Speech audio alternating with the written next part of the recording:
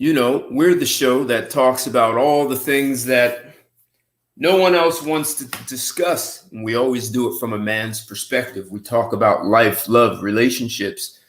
We talk about the things that some of us don't even think about. So here I am on another Sunday to engage you in a conversation about something you may or may not have considered in the past. And that conversation is, I guess it's about marriage. And we're going to talk about what happens when a man marries up. Do men marry up? What is the deal when that happens?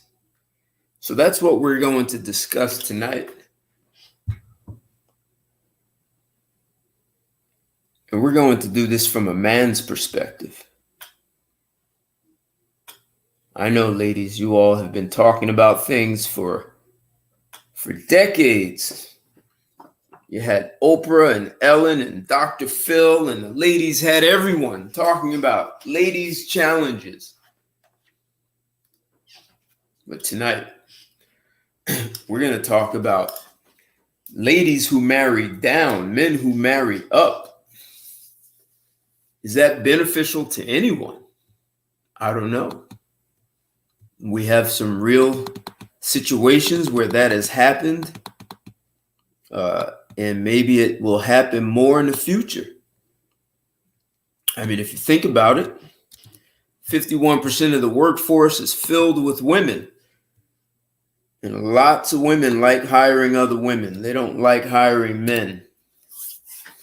So the more women you have in the workforce, and especially high-paying salaries, the smaller the pool of women to choose from if they want to practice hypergamy.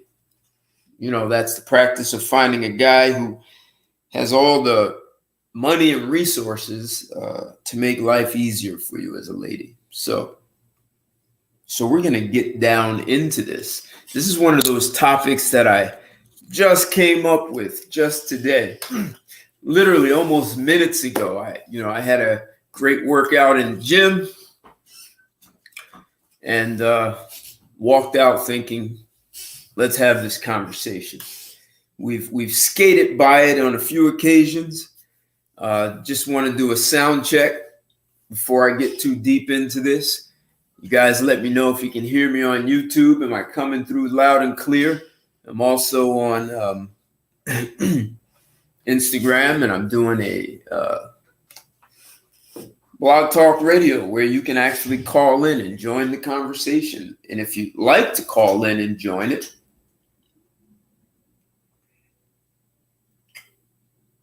the phone number is 323-642-1387. That's 323-642-1387. And all right, good. Thanks. What's up? Thanks, Two Hearts. Legatus, what's going on? Thanks. Good. I'm coming through. Perfect. You never know with these things. So as you come in, like the video and share it, because this is going to be a very interesting discussion tonight. What's up, country boy? All right. Good to see you joining in here on Instagram. So this conversation, this might take us in a few directions. MGTOW for life. Hey, what's going on? Thanks for joining in. This is going to be a very, very interesting conversation. PJ, good to see you. So,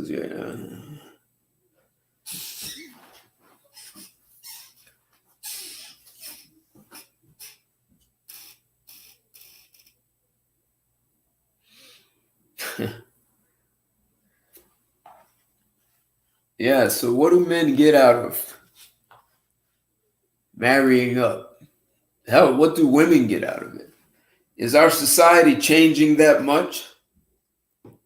We always heard about the guy with the Trophy wife. So does that mean women are going to trophy husbands? The boy toys, they call them, some of them. At least that's what I hear. So like the video. Let's get some likes in here. Share this one. We want to get, so like it and share it. YouTube will catch me in their algorithms and spread it out.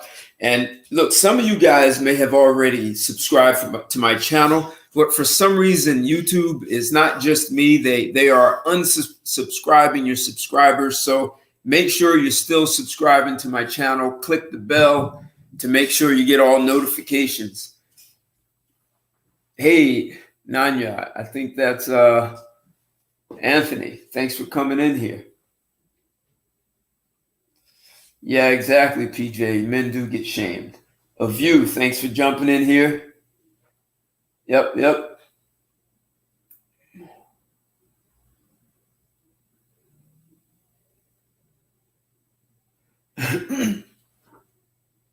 Okay, that's what I thought, Nanya. Yep, good to see you in here.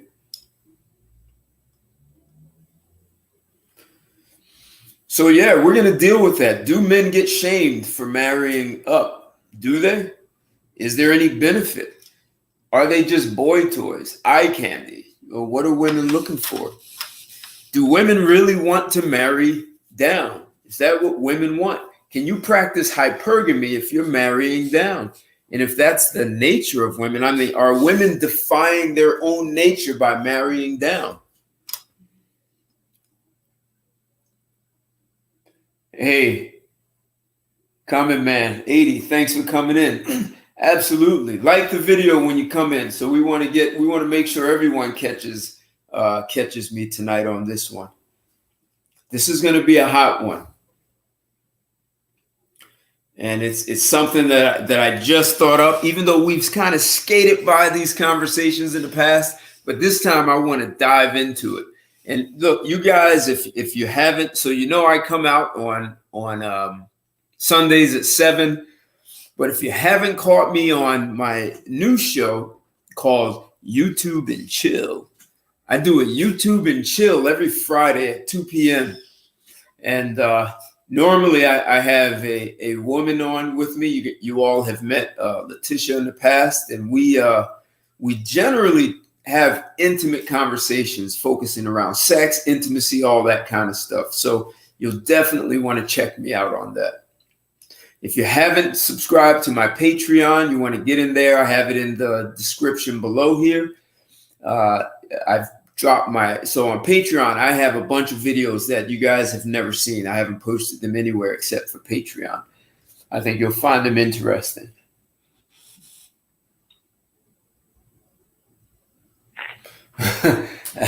Interesting, the goddess.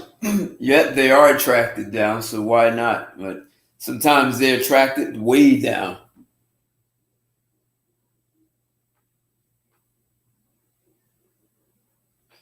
So when I'm going down, hypogamy.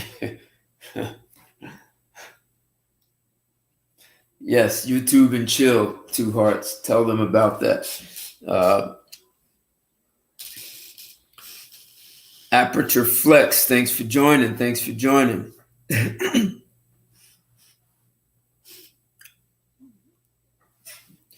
So marrying up, marrying down. Some people marry across, right? Socioeconomic class. What is it all about? And what does socioeconomic class mean anyway, especially to your future?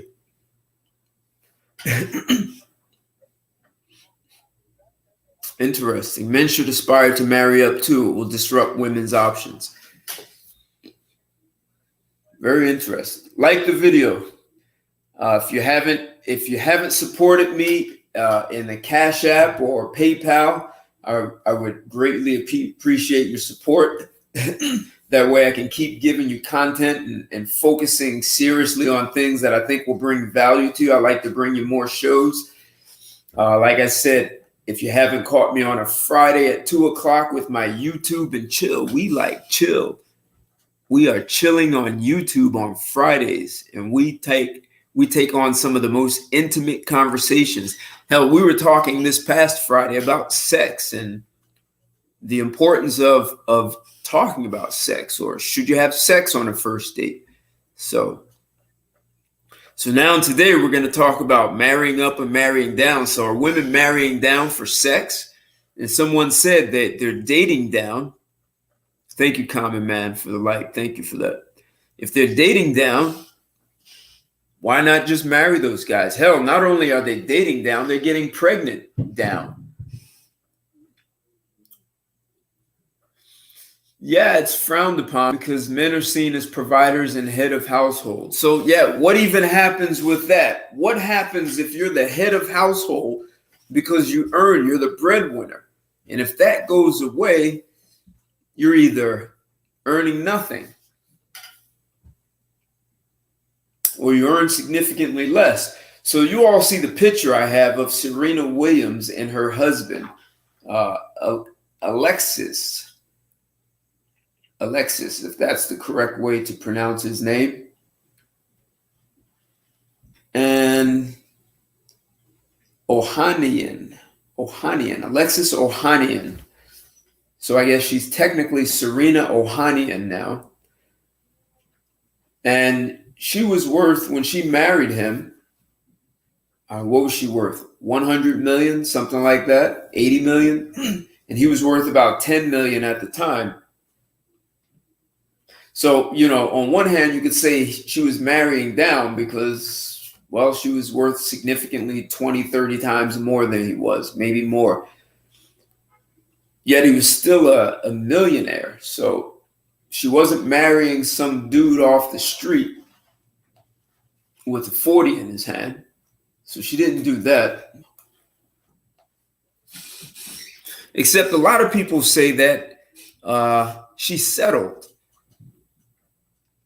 So, there are all kinds of comments about women who marry down. They marry down because that's the best they can get. And so those women are settling because they can't get a better guy. They cannot get a guy who is worth more than what she is. And if she dates a guy worth more, then maybe she's unable to keep him in a marriage. And if we look at Serena, well, she comes from maybe some would say less than humble beginnings.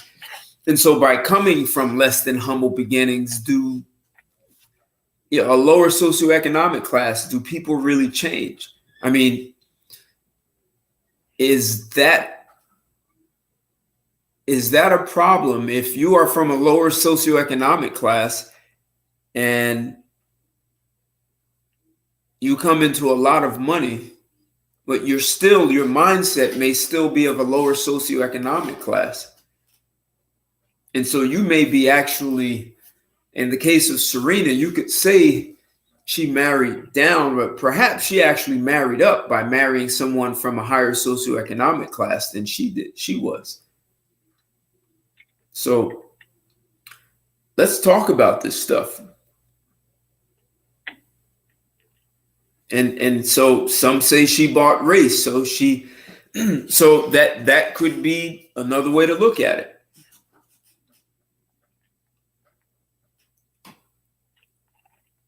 And so let's even look at how Oprah never married Stedman. So are women also becoming wealthy and now afraid of exposing their net worth to some vulnerability, because if divorce comes, they end up splitting it? So is that why Oprah really didn't marry Stedman? And I'm not sure if what the legalities, do they live together? Are they in a common law marriage? I don't know. But are women avoiding, they'll date down, they'll have a committed relationship, dating down, committed down, and not marrying because of the risks?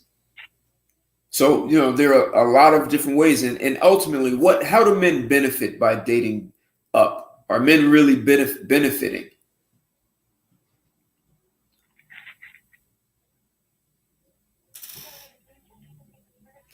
Well, Serena Williams didn't marry a guy from her same socioeconomic class, unless someone knows different.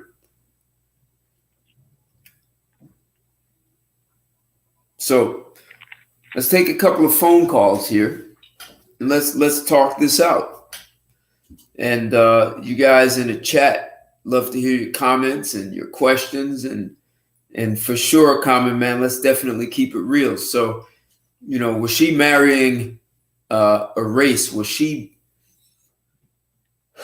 marrying for race reasons?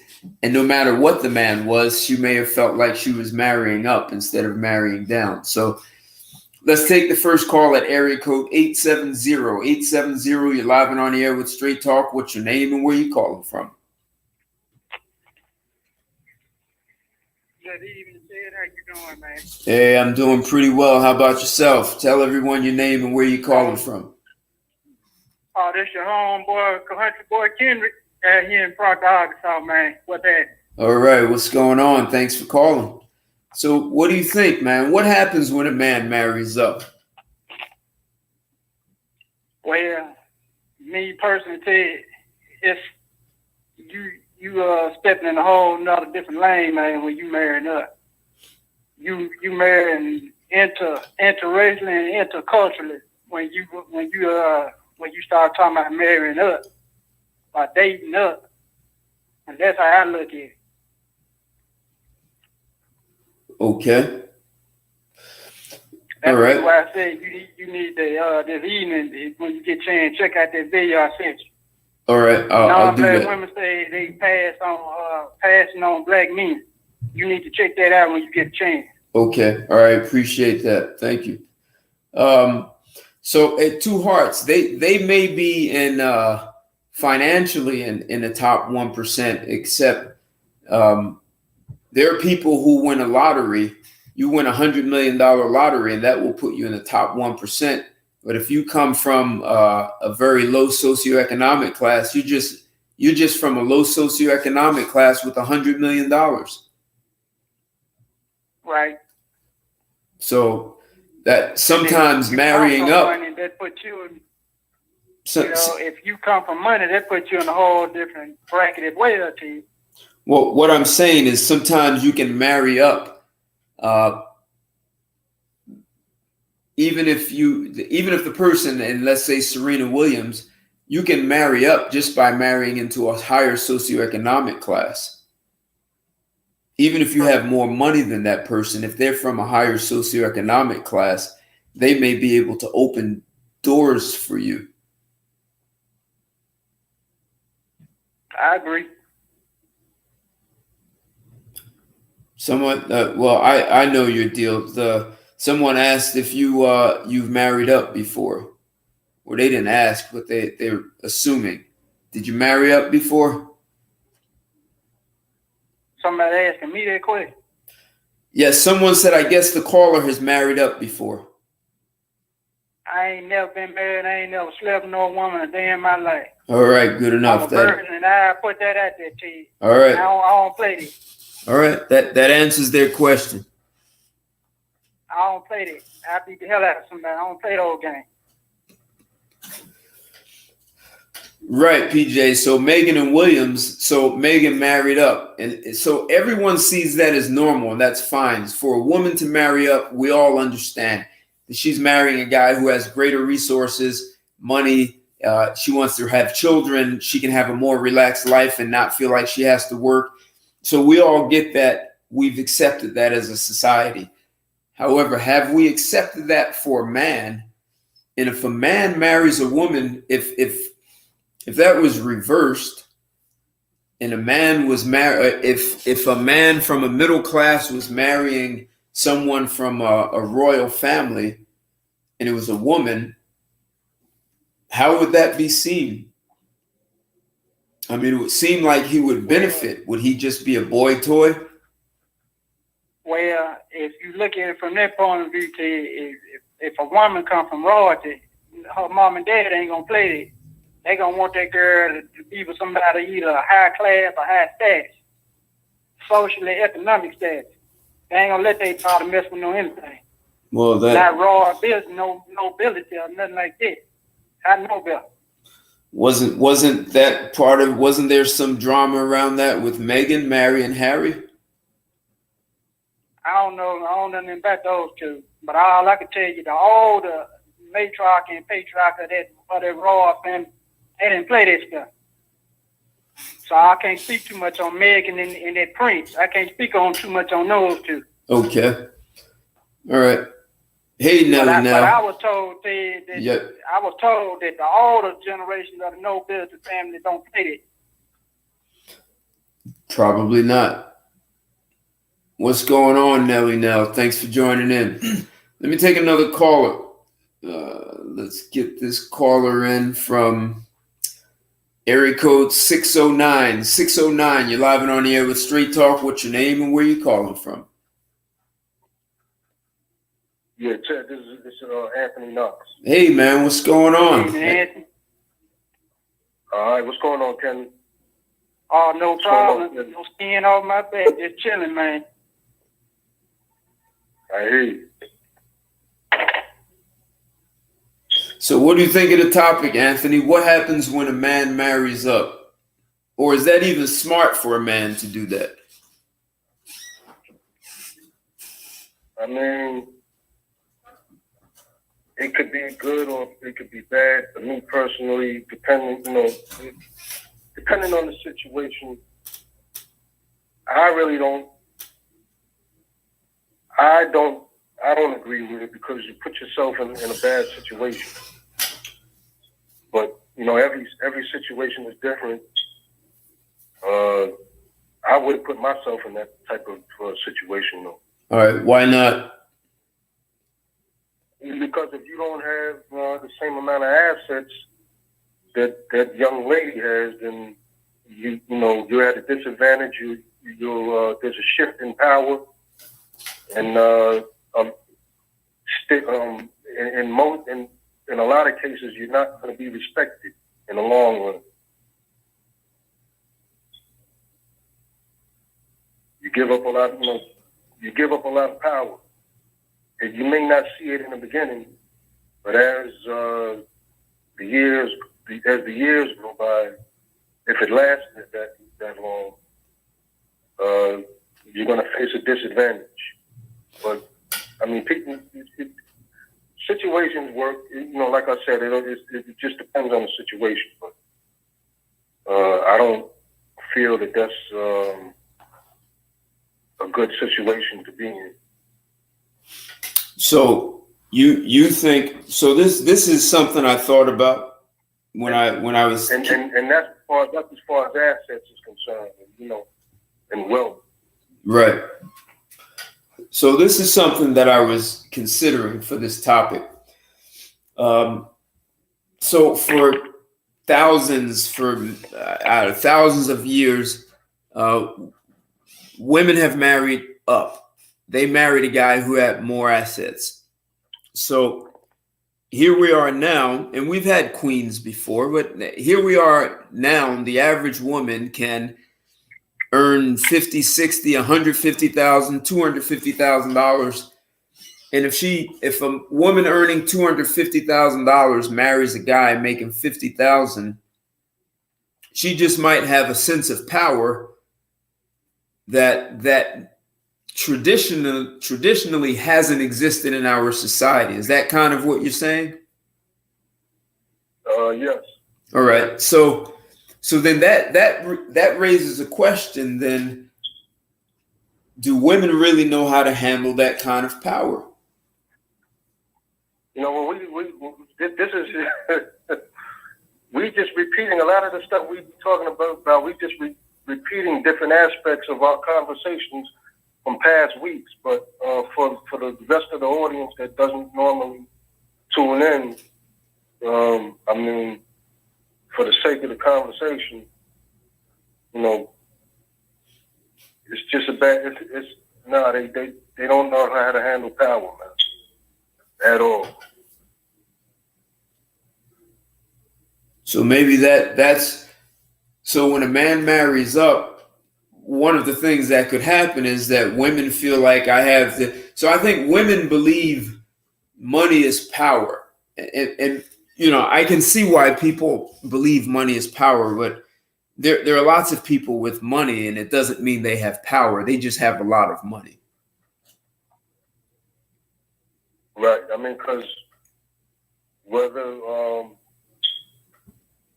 your wife makes more money than you, or your significant other, or however you want to call it, whether she has more money than you or not, if you live together, the man is still the head of the household.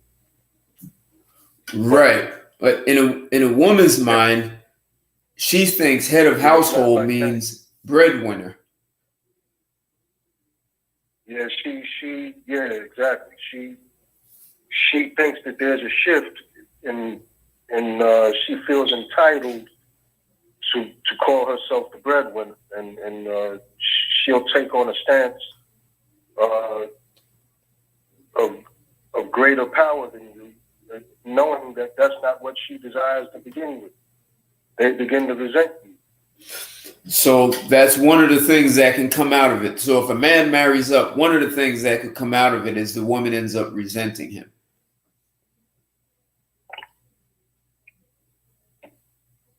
That he's that's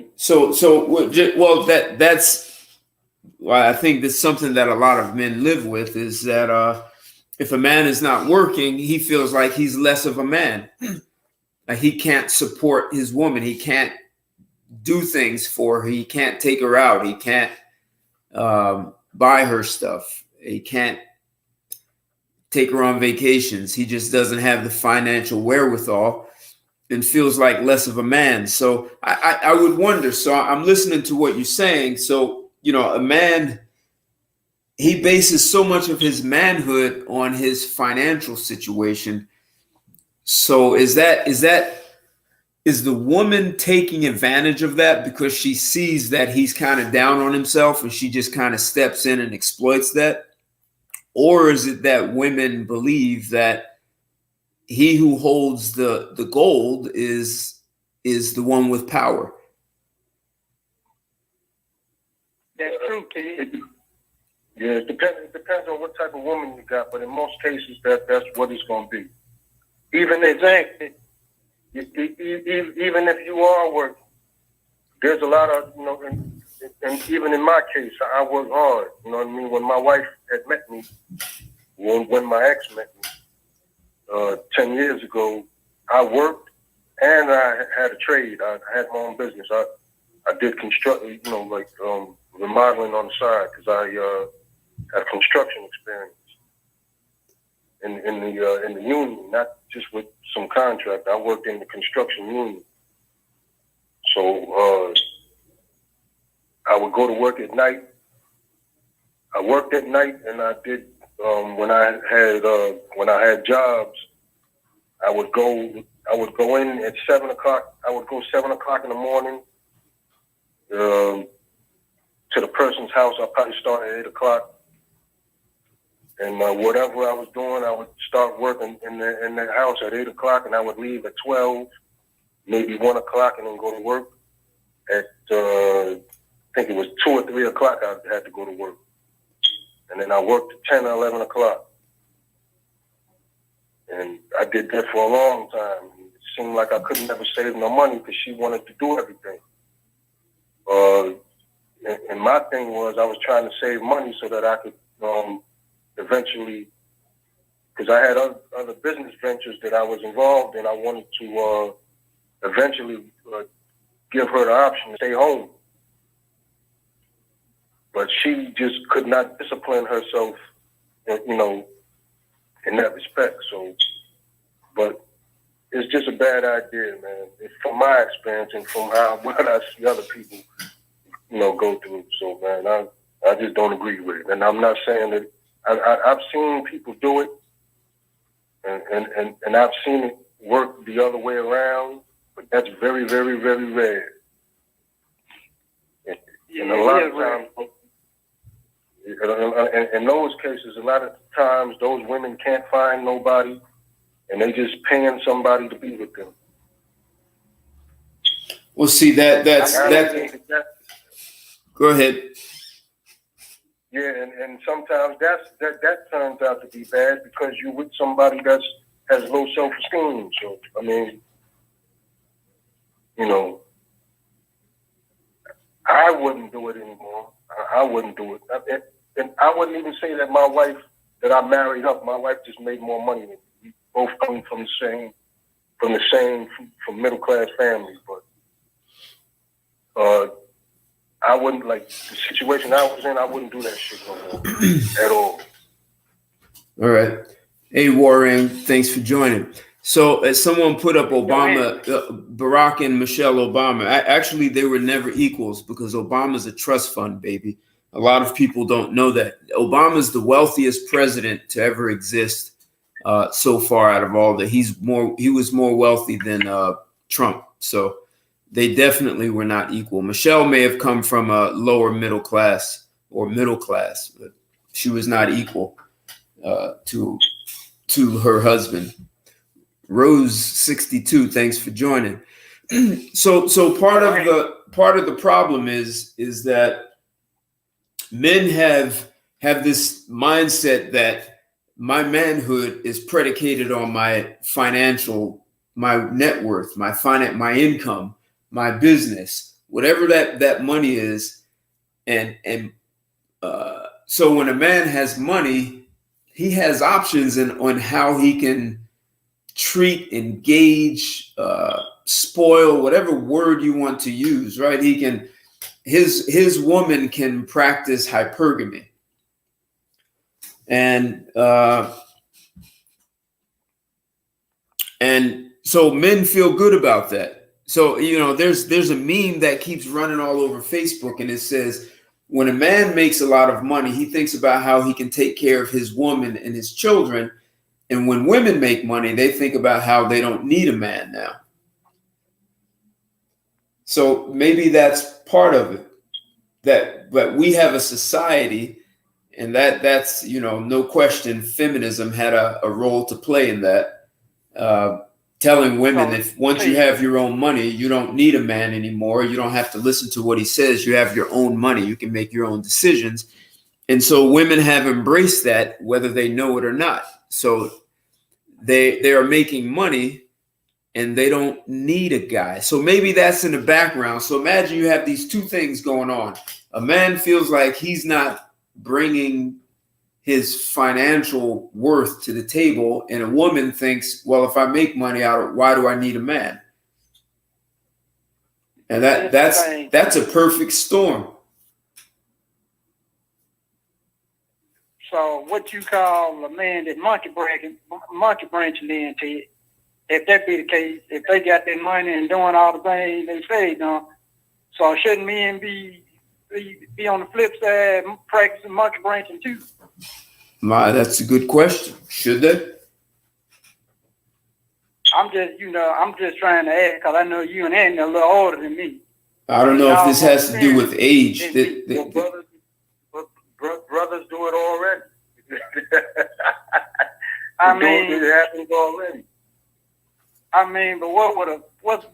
what's an example of it? Cause see, I ain't got no experience with women. That's really why that's how come I ask. Well, men have been doing that for a long time. So I mean that. I ain't talking about just sex. I'm talking about as far as the dating roles and stuff. Well, that's what you call a player. It's Kendrick. You call him a player. So what's there's brothers that get money from women all the time. Yeah. Yeah, so what's the make that mean? I know a gigolo get paid to give women pleasure, but I'm just, you know what I mean? No, I'm just trying to get. I don't know. Actually, I don't understand your question. What are you asking? I'm saying is in just like Henry just talking about the players, but then you get cat daddies, Mac daddies, and then you got the gigolo. I understand he getting paid. No. What's your question? Kendrick? What's your exact question? As far as the male version of monkey branching, as opposed to the feminism version of monkey branching. Well, there are men who are players. They just go from one woman to the next. That is.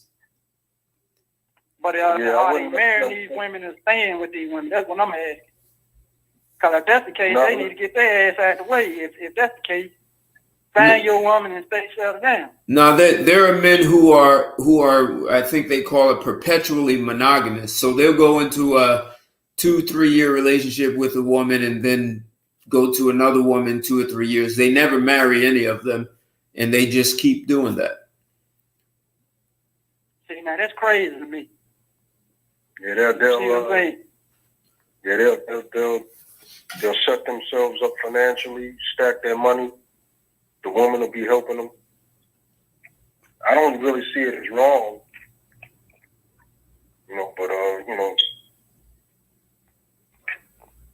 but yeah, that happens all the time. So I'm saying something. So I what I was putting on the table is that if a woman feels like I have money and I don't need a man, and a man feels like I'm less than a man because I don't have enough money, that's going to be a chaotic storm. I think that's kind of what you're saying, Anthony, right? Repeat that again. Say that again. Okay. If a woman has the mindset that I have my own money, I don't need a man, and a man feels like I don't have sufficient amounts of money, I'm less than a man, that's a perfect storm. Yeah, like I said, that's not a good situation to be in. I wouldn't do that. I don't advise that for nobody. So is that, do you think that's what I'm getting at? Is that really because men put so much weight in their financial well-being, right? Their financial status, their income, I don't care what socioeconomic class they are in. And if they feel like they are not bringing the money to give the woman what they promise. So as men, we kind of know a woman wants to be not just wined and dined when we date, even when they married, there are certain things, what neighborhood we live in, what house, what kind of car we drive, what are we doing? Are we taking vacations? What clothes? Women like that stuff, right? So as a man, if you can supply all that, you might feel like a man. If you can't supply it, you may feel like less than a man.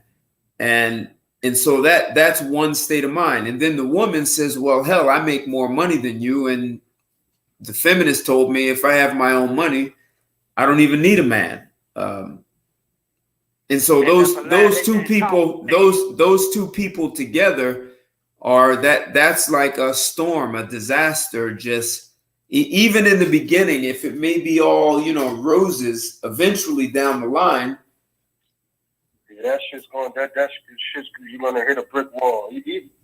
Even when a woman says, "Oh, that's okay," they fucking a lot of times they don't even know what the hell they want, and you shouldn't listen. You shouldn't listen to a woman when they say that. Just okay, so have your shit together from the jump. Okay, so then the question becomes, so there are guys that are doing that, right? So I brought up Serena Williams. So that's Serena Williams. You can look at that from more than one way. You could say yes, she had way more money than him. And you could say she married down. But if you look at it from another perspective, you could actually say that she came from a lower socioeconomic class. So technically, if they both had the same money, she would, or if they both had very little money, she would be marrying up because of socioeconomic class. He would be more able to open doors for her than she could for him. Yeah, I mean, that situation is a little different because he's not like he doesn't have any money. He's a millionaire, multi-millionaire. Correct. So that's a little different. You know what I mean? And then I don't want to get into the class thing because I don't know much about him. Right. But see, class could make a difference. Class could make a difference as to whether you're really marrying up or down, right? So and I'm saying it like this. So you could be from a very affluent family, and your family, for whatever reason, they lose their money, right? Some dude in Brazil just a few years ago was worth like 26 billion. And he lost everything. I forget what industry he was in. This guy lost billions, and then he was worth 200 million. Now that still puts him in a top 1%. to be at 200 million, but his net worth dropped from 26 billion to 200 million.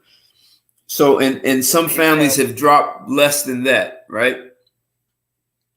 Yeah, and he also probably has a large network of knows a large network of people. So exactly, even outside of his money, he has social assets as far as his network.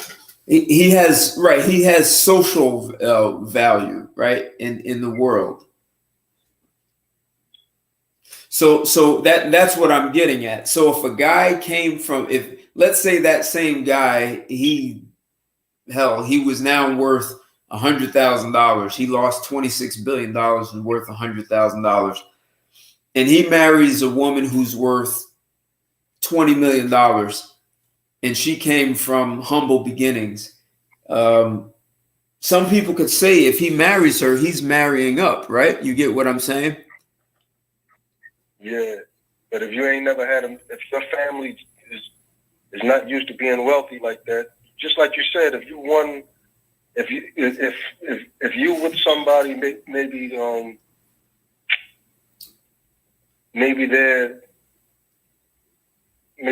worth maybe $2-3 million, and then all of a sudden let's say if you just dating, and that other person is worth $2 million, $3 million, and you come along one day and you hit the lottery for $15 million, right? But that person's family and their family, as far as their class, is at a higher socio-economical status than yours. It doesn't necessarily mean that you're worth more. Plus, if you just came into that type of money, in most cases, you don't know how to handle that money. Exactly. In other words, you coming in new money. That's what they lost everything they won in a few years. Right. Most of those people are worse off. But me, out here, I know do 15 million. Oh, I can think of some things, bro. Yeah, I won't be broke another day in my life. Yeah, to invest that money the right way and make that money grow for you. Well, I ain't no fool now. All right. Hold on, Kendrick. All right, let's not go down that path. So someone said money moves you up in socioeconomic classes. Technically, it doesn't. You can just be a poor person, like in the case you gave, Anthony. A poor person hits the lottery for $15 million. They're just a poor person with money. They didn't move up in socioeconomic class. That's why they're not part of those circles. Exactly. See, that the people think money is power, but people assume money is power. In a lot of cases, money is just money. Well, you know what? I had excuse me, Ken. I was having a conversation with a friend of mine today. We were talking about money, and we both of us know this, but money doesn't change people. It just exemplifies who you are. If you an asshole and you came up with some money, you just turned into an asshole with money. You know what I mean? If you're a good person and you come into some money, it just makes you a better person. You like to give to others. But money doesn't change people. It just makes you better at what it can exemplify you as a bad person, or it can exemplify you as a good person. Nah, but on the flip side, Andy, the book dude said that the love of money is the root to all evil now. We can't get around it. No, I don't know about that. That's some shit our people were taught. It's not necessarily the root of all evil. People just don't know what to do with it. They don't know, it depends on your mind state. Well, I agree with that. I agree to that.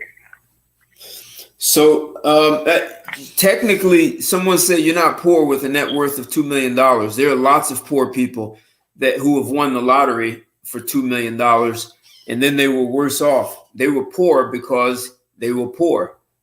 See, their mindset of being poor never changed. What's going on, Rose 123? And see, this is part of what I'm getting at, right? So a woman could have money, and all you have to do is look at all the athletes. Let's look at football and the amount of these guys who make money, the amount of money they would have never made in their entire life. And when they retire from football, they're poor. They're just broke. They just have money, but money doesn't mean power. It doesn't increase your intelligence. It doesn't increase your financial IQ. You just have money. So Yeah. Wait. Hold on. Hold on. Wait. Hold on, Kendrick. Wait.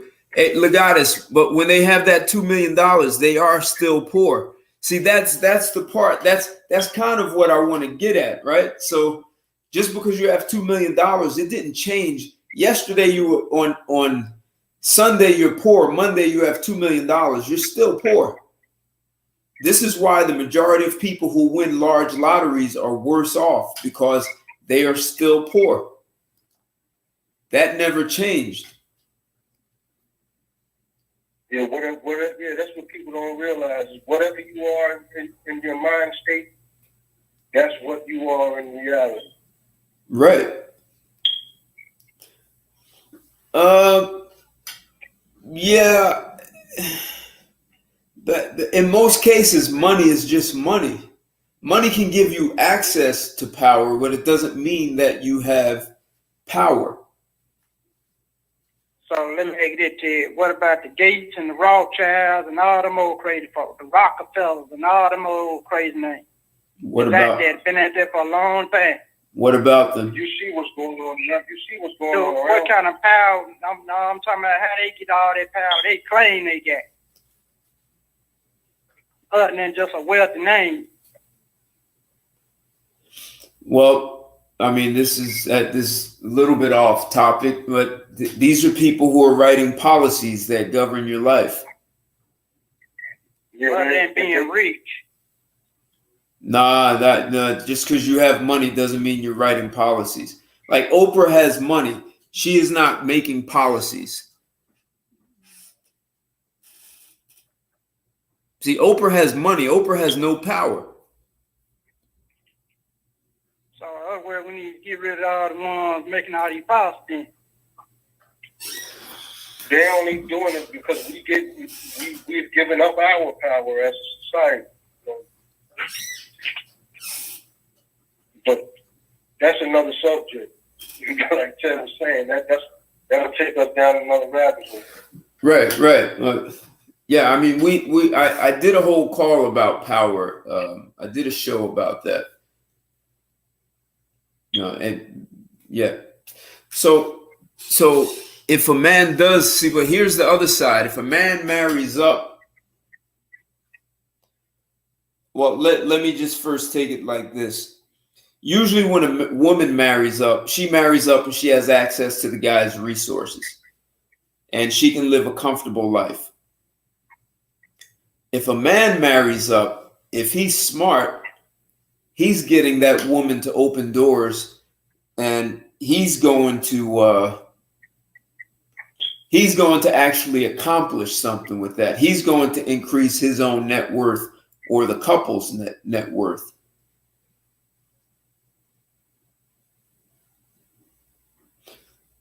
Wait, let me just hey Legatus, Oprah got put in place because she was fat. As a fat woman, she got her obesity influenced women, but Oprah has no power. Just like Michael Jackson. Michael Jackson didn't have power. I mean, if they wanted to shut Oprah down, they would shut her down.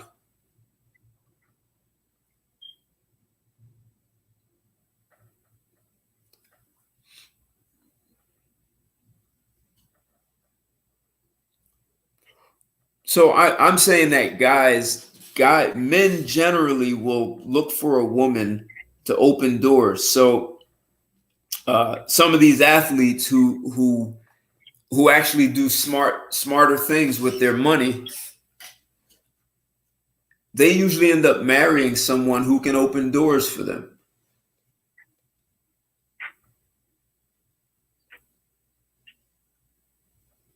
And that they should, especially if she wants you to marry her. She should be able to. She should be a catalyst to for improvement in your life. She shouldn't just be there to get pampered all the goddamn time. You know what I mean? There should be an even exchange. So then, go ahead, Kendrick. Oh no, you go right ahead. I just said precisely because he's telling the truth. She don't need you to be pampered. She need to be working. Okay. So if you're a guy and you're worth several $1 million and you have a viable business that's kicking out plenty of cash, and that woman marries you because of your resources, what do you mean she needs to be working? You mean she needs to get a job? No, she needs to be bringing a catalyst to the program, like Andy just said. That's what I was agreeing to. Like, what do you mean? She should be doing something. She should be working a family business. I don't, you know, like we've said in past shows, even though it happens today, I don't agree with women working, but you have to be in a position where they should be working in a family business. So, I don't agree with women working out in society. I don't agree with that. Okay. So then, especially our people, you know, especially our people, we shouldn't be having our women work for working for white people or anybody. You know, they should be working in the family business. Okay. Yeah, I'm going to get to this. The majority of the workforce filled with women, because that may become the new normal. But I before I get to that, I want to talk about. So there's a flip side. If a man marries up,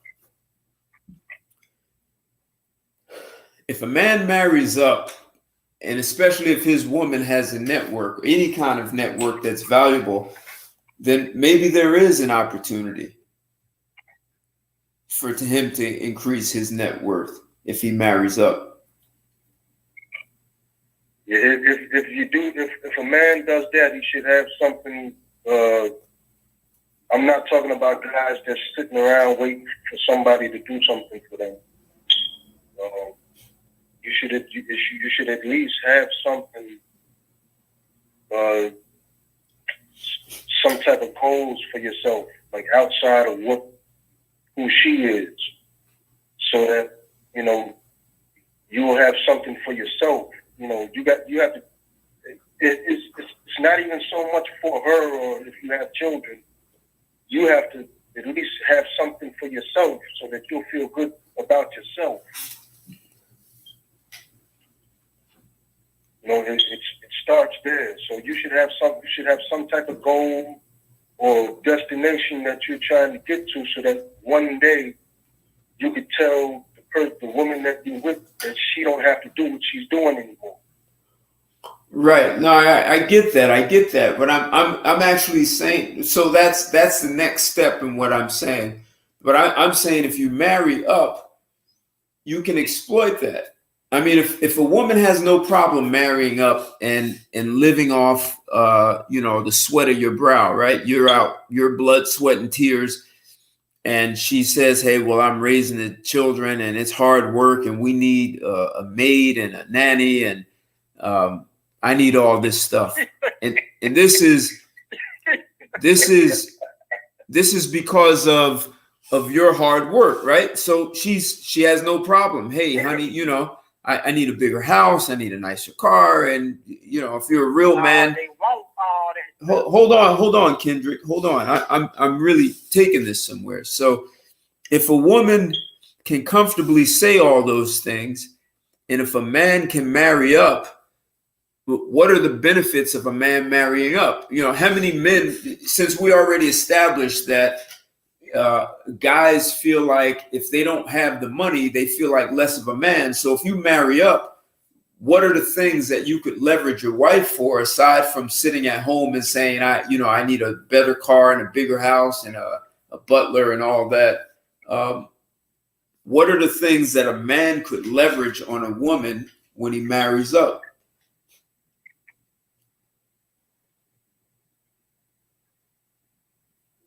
Yeah, me.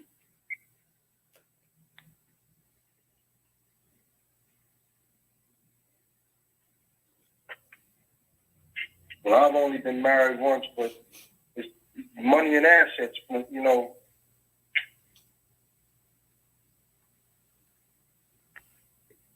Maybe, like Andy said, maybe if you leverage it in a family business or something, that's the only thing I can think of.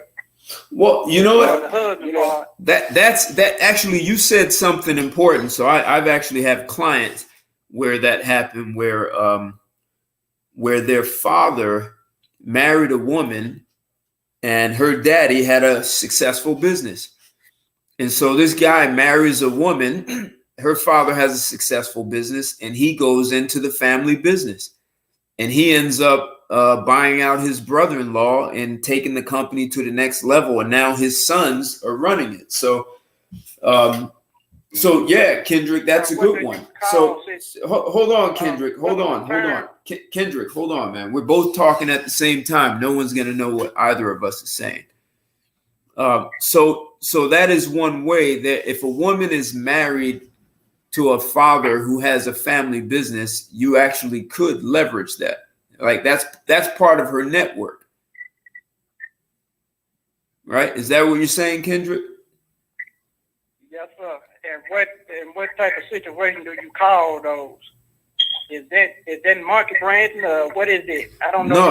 No, you married her. Monkey branching is going from one person to the next. You married a woman whose father has a successful business. I get that part. I get you. So in other words, you just marrying up, and basically that's what you just telling me. Well, no, that's what this whole conversation about is marrying up. So how do you leverage marrying up? How do you make that work?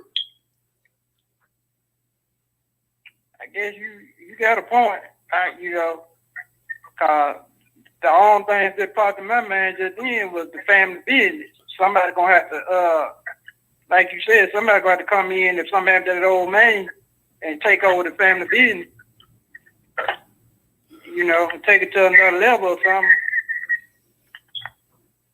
Right. So I mean that's what I'm getting at is that you could marry up and still leverage that. I follow. Most women, their fathers don't have a successful business, so yet you can still marry up though.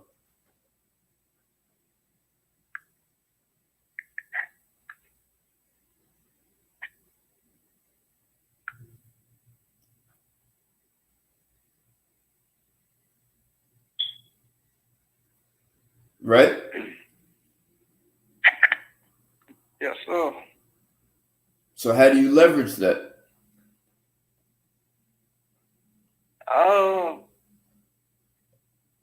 Most as I can think is try to make that business a part of your own network or something like that. What I don't. That's the. I'm not sure what you're saying. A situation like that. What are you saying? I'm not clear. What are you saying? I'm saying a situation like that. Try to make that business a part of your own network. But I'm not clear. No. I'm saying not every woman has a father who has a business. So how do you leverage if you're marrying up? If her father does not have a business, how do you leverage that? Oh, I got what you're saying now. Now I hear what you're saying now. Well, maybe try to find out what type of talents or something that lady into, and y'all kind of make that work. So let me ask you. Someone just mentioned politics. Is it fair to say Arnold Schwarzenegger married up? I wouldn't know, kid. What do you guys think in the chat? And what's going on, Solo Professional Consulting? Thanks for joining. Arnold Schwarzenegger, did he marry up?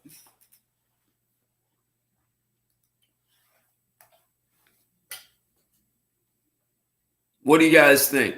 Did Arnold Schwarzenegger marry up? I wouldn't know who his wife is, kid. He married into the Kennedy family. Oh, really? You learn something new every day. I didn't know Schwarzenegger married into that family.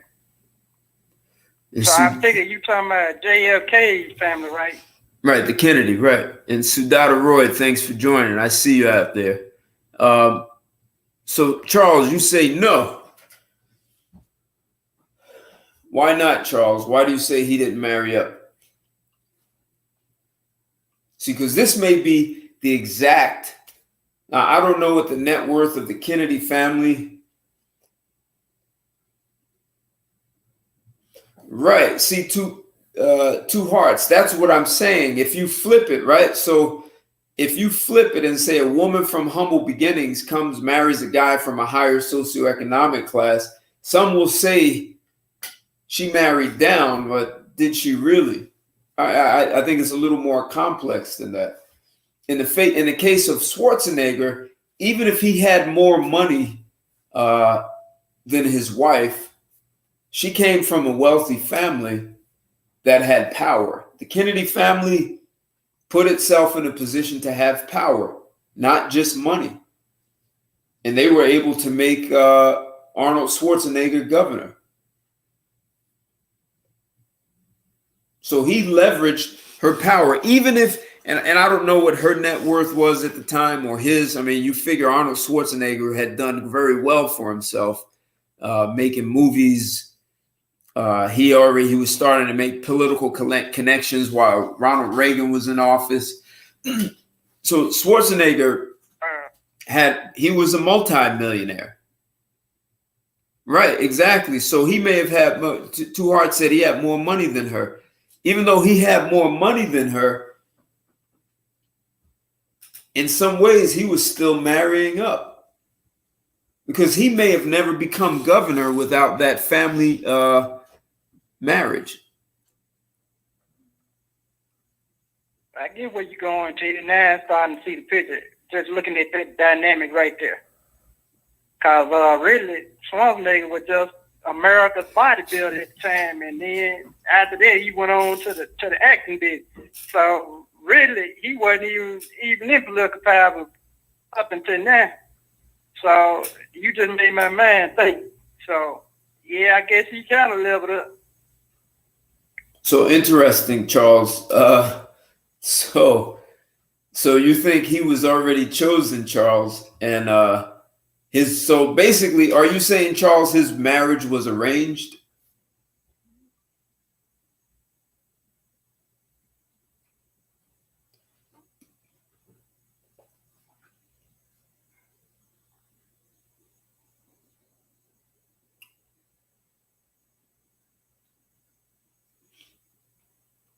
Do you think Arnold's marriage was arranged? Is that what you're saying? An arranged marriage. Okay.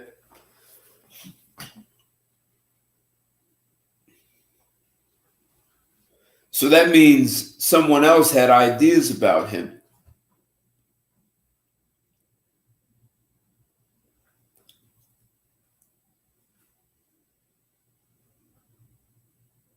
So it may or may not have had anything to do with his money. Because I saw that. I think, PJ, you said that means his money had power. But see, if it wasn't for people with power, Arnold would have never been anyone.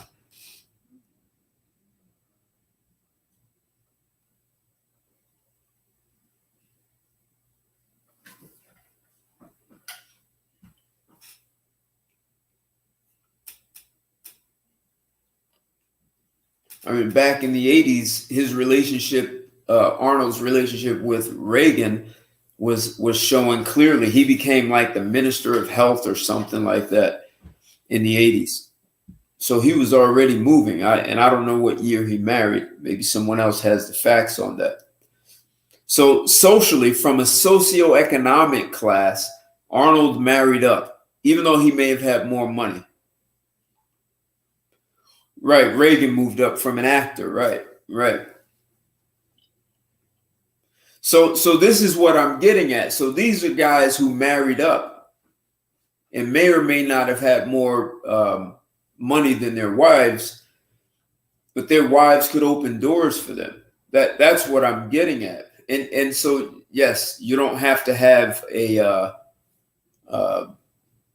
don't have to marry someone who's from a Rockefeller or some, affluent family, but at any class, and that becomes the question. So, Anthony, so when I was listening to you, I'm wondering, that's why I put the combination. If the man feels like less than a man because he doesn't have as much money or the money he wants for his woman, and a woman feels like she has power and she doesn't really understand how to use power, she thinks her money is power, that's a disaster. It's a perfect storm. Except, is there a way for men to actually leverage their women and get their women to open doors? And once that door is open, now he's got to make he's got to make something happen. See, I'm asking. Like I said, Go ahead. That can happen. It just depends on the person that you're with. It just depends on the person that you're with. You have to make sure that from the door that she respects you. And that's all that really boils down to. Well, and so that could be a problem then, because if she doesn't respect you, she may never open any doors for you. Well, yeah, you'll know that after, because like I said, women all the time, and you know this, women all the time, in those situations in the beginning, everything's fine. Men will even say, well, I don't want to get married, or I don't want to get engaged right now because I don't have my stuff, I'm not at the status that I want to be right now. I'm still trying to get myself together, and the woman will say, oh, don't worry about it. And if you're gullible, you'll go along with it. And then a few years down the line, after you get married, or even if you're not married, if you're living together, a few years down the line, things will start changing. Because women don't really mean that. So, but if you do that, you just have to have your goals set in place, and it has to be short term. And what do you mean? Whoa, hold up right there. You said it has to be short term, you said? Yeah, whatever you're going to do as far as your goals, it has to be not short term, but you got to make it happen short term, because you don't want to be in a situation to where you're trying to catch up to the woman, or you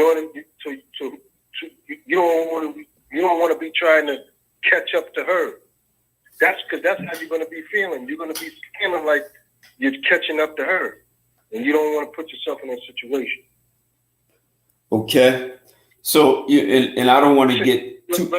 Go ahead. Keep going. And look at, the closest thing that I could reference is the movie Acrimony.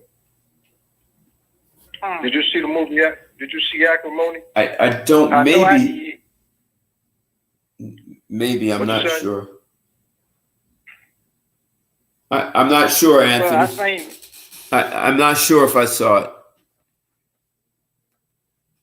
I think it came out in 2017, 2018, but it was about this brother. I forget the sister's name, but the brother, he I think they both met in college, and he had a business.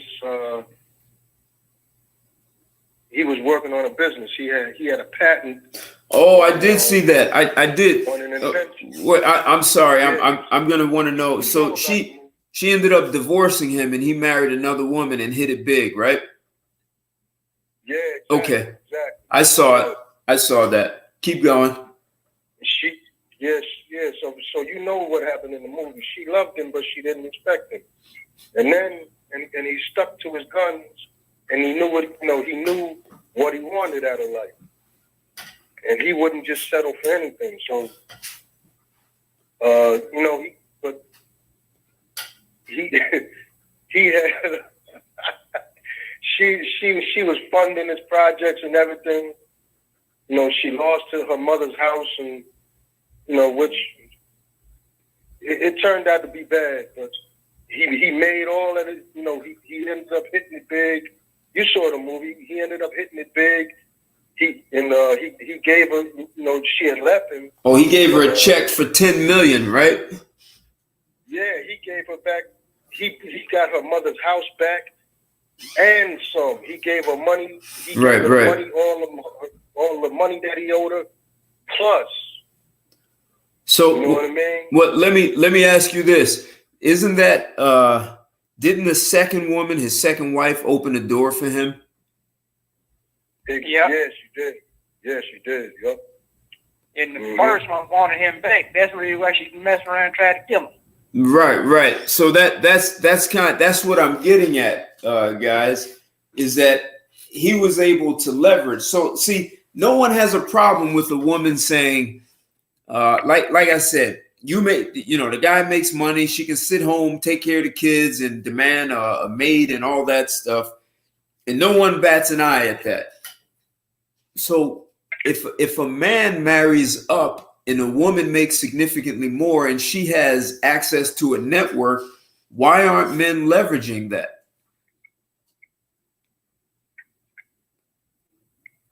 Because a lot of times these women, they're not, not in all cases, but in most cases, these women, they're not willing to do that. Okay, so shouldn't this, so if we're going to be talking about marrying up, and part of the reason I'm bringing this up is and listen, I know before this pandemic, 51% of the workforce was women.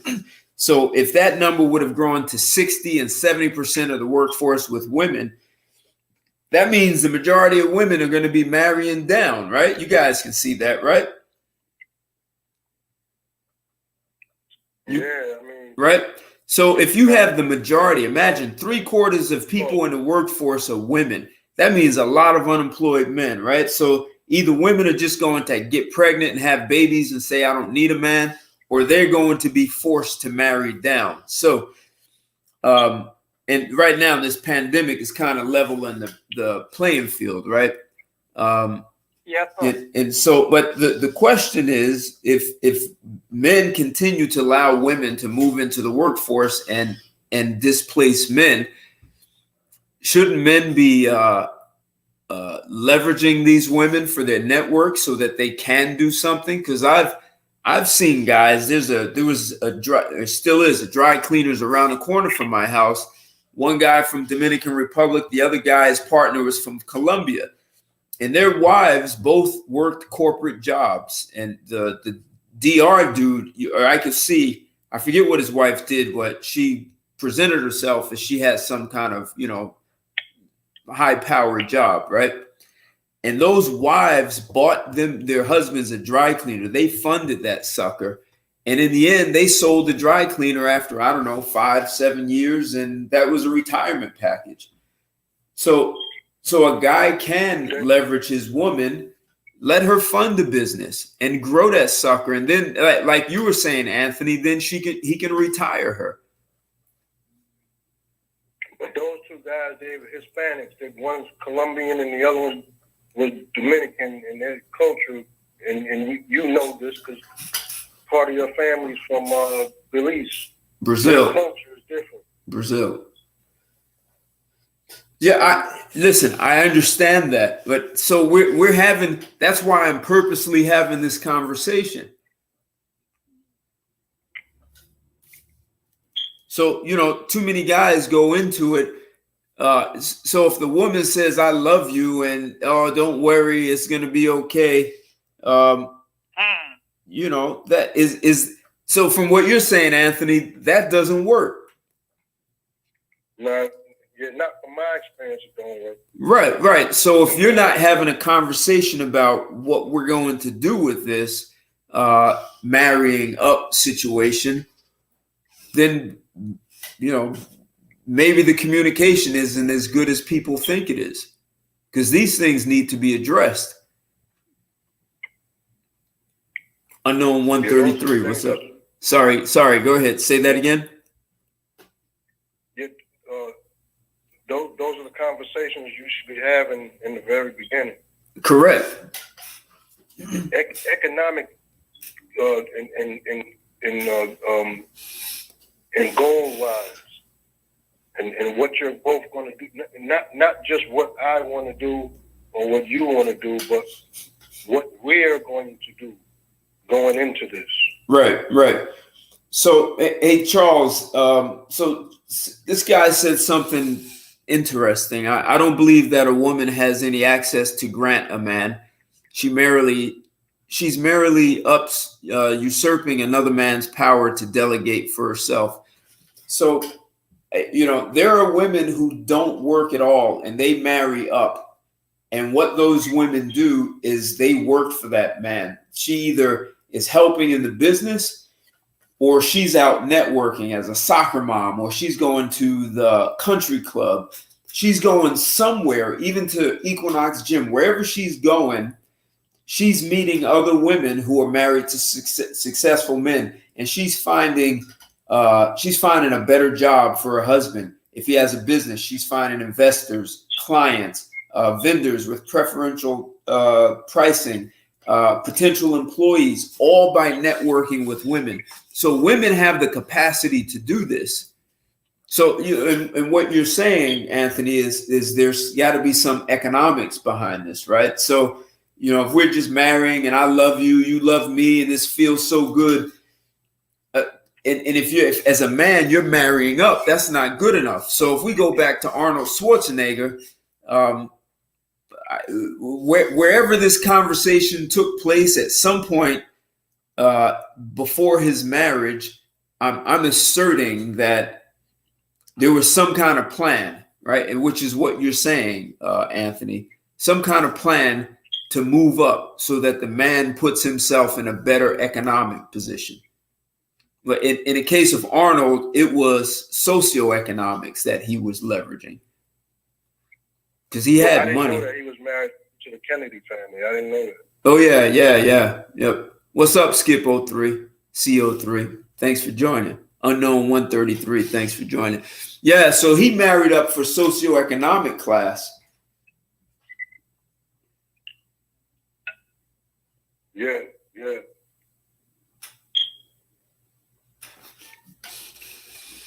So men need to be, so no one has a problem with a woman leveraging a man's money. Well, why are men shy about leveraging a woman's network? If you're going to marry up or even equal. So that's another thing. There's a guy named Charles Murray. He wrote a book called Coming Apart. And he was talking in his book about how people in the past, let's say you go to Harvard, this is before, let's say 1960, you go to Harvard, you finish, maybe you go to Harvard Law School, and when you go back home, you just marry the girl next door. And the girl next door may be very average and you are above average. You're above average in education, you're above average in your intelligence or IQ, and you marry the girl next door because you've always known her. Well, what he's saying in his book is that there's this super upper class that is developing because instead of that same guy going to Harvard and law school and then going back home and marrying the girl next door, he's marrying a woman who's equal to him. She may be a lawyer and she has the same intelligence and comes from a similar socioeconomic class and has access to money. And it's creating a whole new class of people who are almost living in a bubble. But that man is leveraging that woman also. That's what I'm getting at. So people who are out there generating power in the world, they're leveraging one another.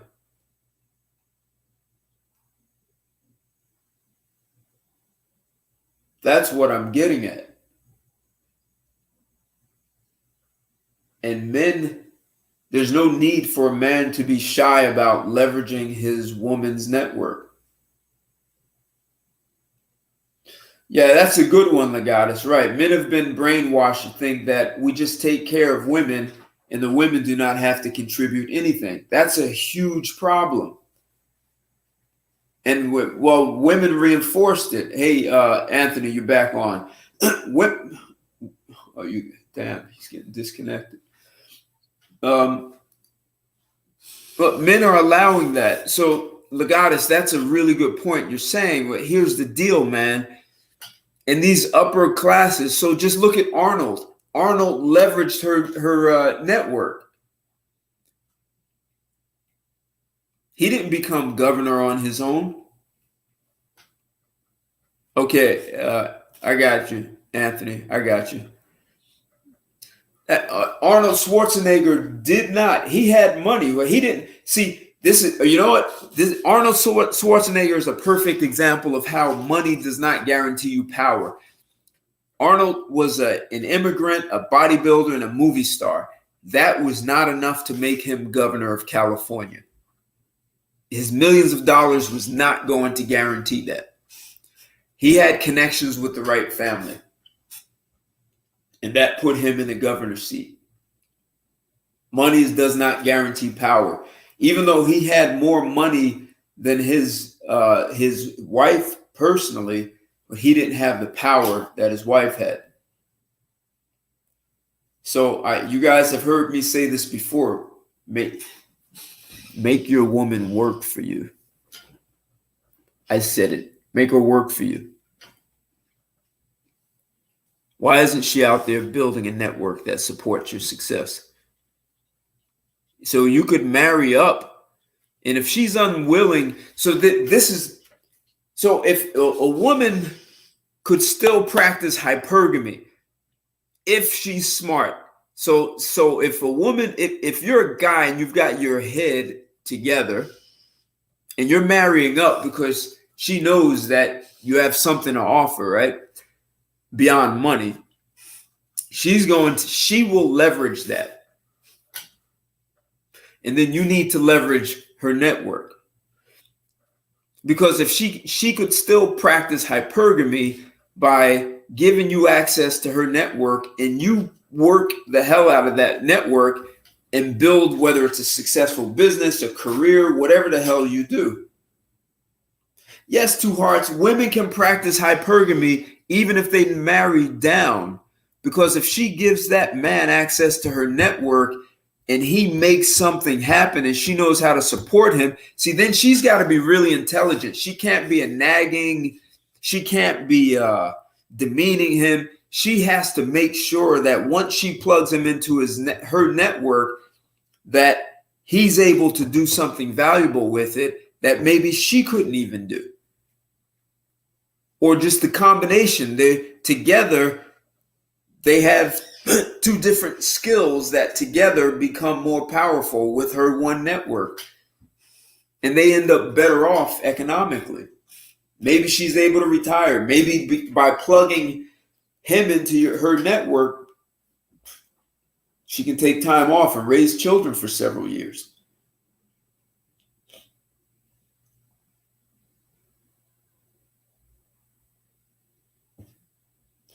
Well, hey, and women also are not building civilizations. They're not building roads and cities and skyscrapers and bridges. Men are doing that. Try it again, Anthony. Okay, yeah, I'm back. Okay.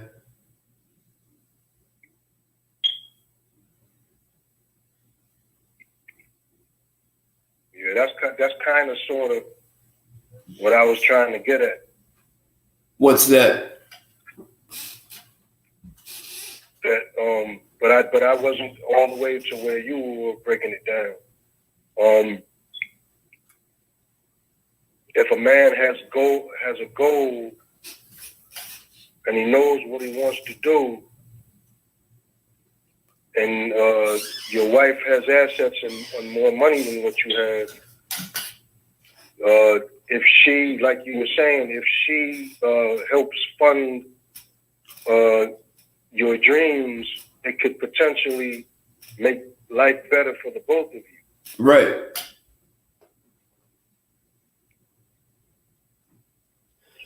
Hey, but someone asked the question. So if you lose what happens if you lose the woman? You lose the network. It keeps you tied to her. That's why so there are two ways to look at that. So if you're doing business with a network and you are, so there's a chance that you could lose part of that network.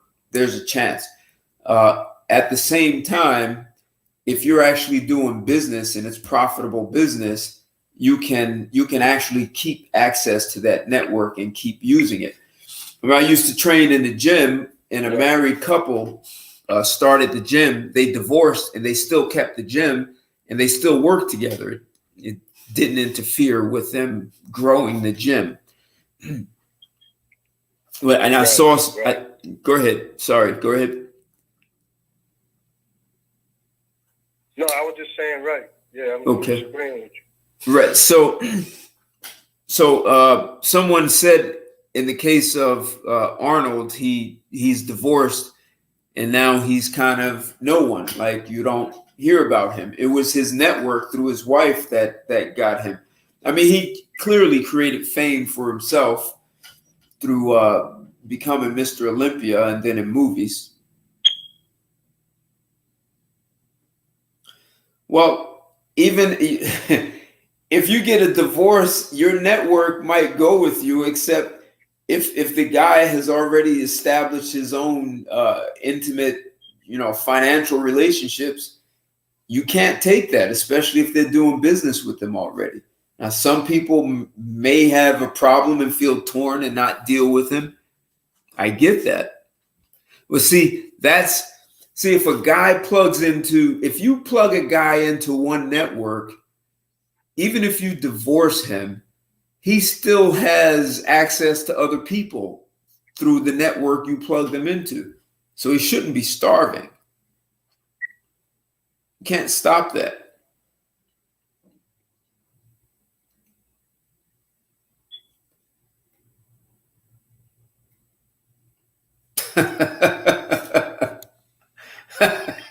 So you're going to blackball him? So you're going to blackball him. I see. Man, oh man. Is that the whole woman scorn thing? You're not going to benefit from me. Well, so here's the flip side of that, right? If a woman plugs you into her network, if she's smart, she knows she needs to take care of you. She cannot mess up your state of mind.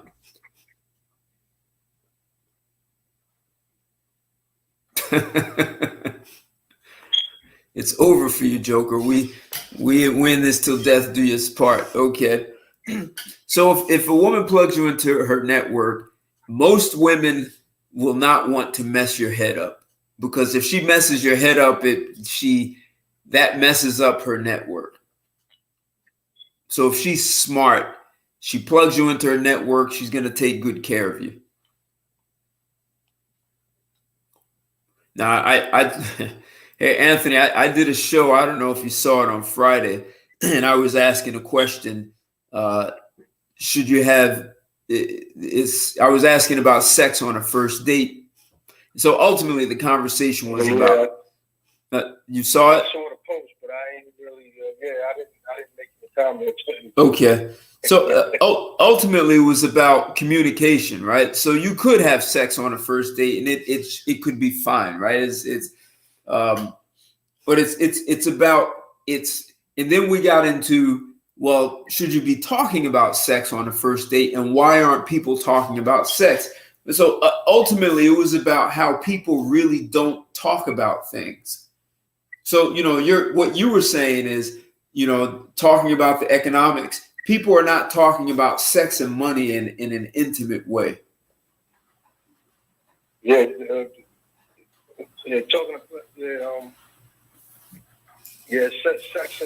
is another thing that needs to be talked about, because that could talk, that subject right there going on down the line, that could topple the whole relationship. Right. If you guys are not compatible. So, Right. And you've talked about that many times. Well, and you guys probably heard this statistic.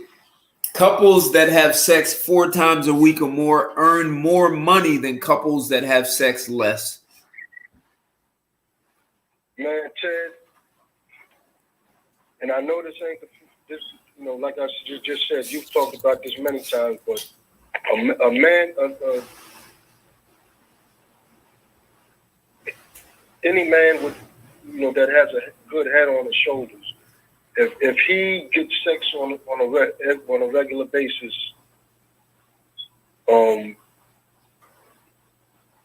that'll make a man go out and do whatever that'll motivate you to go out and build an empire. You know what I mean? But see, men need to be.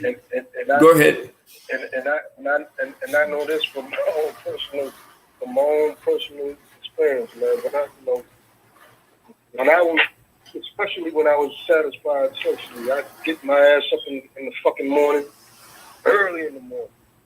Like when I was a delivery driver, I was an owner operator for this company. So I'd get up 3, 4 o'clock in the morning. I'd have to be to the dispatch at 4:30 in the morning. This is when if they would open up that early. But when I first started, they were opening up the dispatch center at 4:30 in the morning, 5 o'clock. I'd get up there because I'm in the Burlington County area, so I live right next to I live right next to Burlington. So and the dispatch was in Bristol. And so I'd get over to Bristol to pick up my loads. I'd load up and try to be on the road at 6 o'clock in the morning. And we have heavy loads a lot of the time. So I didn't care if I had to be out there 10, 12, 13, 14, 15 hours a day. I did not care. I was out there making that money, and that's all I cared about. And when I got home,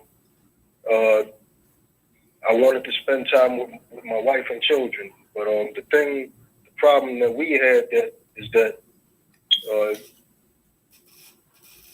we never set time aside for one another. So as the years went by, the sex started to fall by the wayside. But sex will any decent person, sex will motivate you if you have goals. So women, that's something that women don't realize. I mean, you should be motivated outside of that, but if you're already motivated, what I'm trying to say, if you're already motivated, you'll go out and make that shit happen. Whatever it is you're doing, that'll give you that's like an extra push for a man that makes a man really feel good. So technically, you're talking more about leveraging a woman.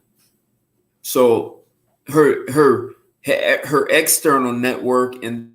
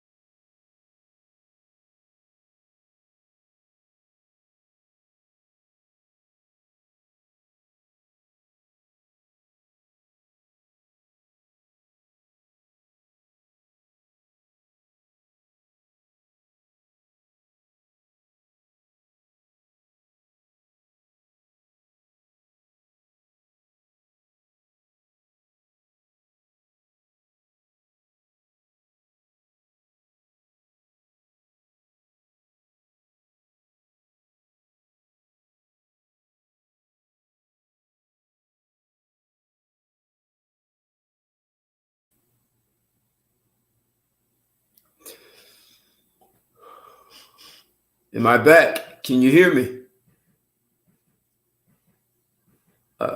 Anthony, Kendrick, is my voice clear? Let's see. I think I lost the connection there. Huh. How do I do that?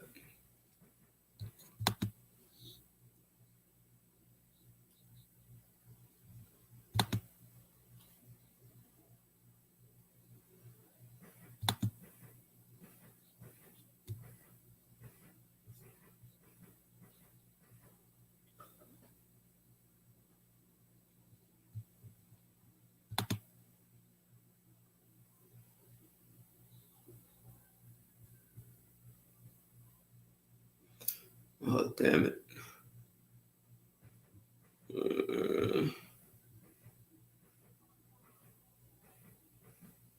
Breakdown. Let's see. Can you all hear me? Huh.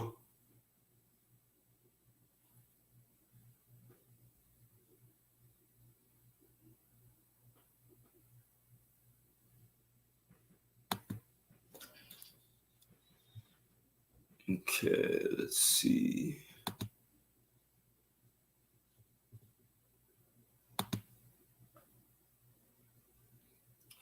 Crazy. A storm. Crazy. Let's see.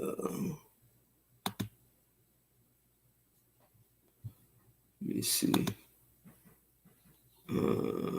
Blog Talk.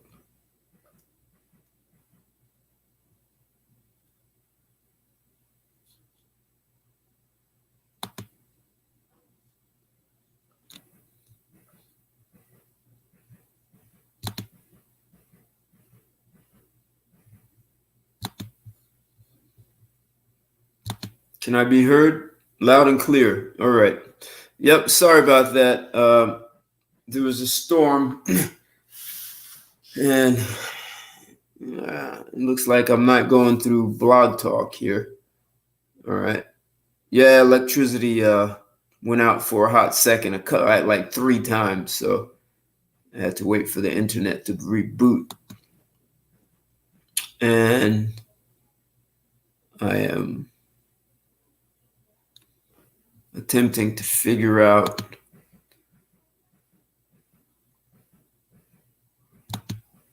okay. I think I can pull this off now.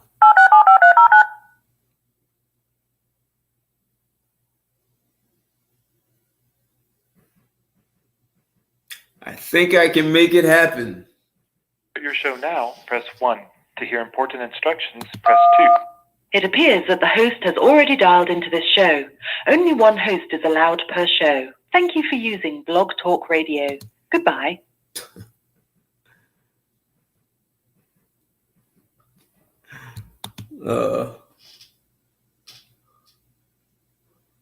It has me already called in.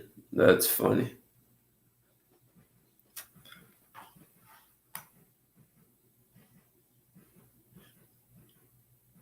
Okay. Let's see.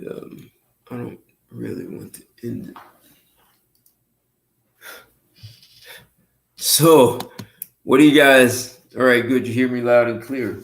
So, what did you think of where I was going with that? Leveraging the woman. What do you think of that? You guys can't hear me.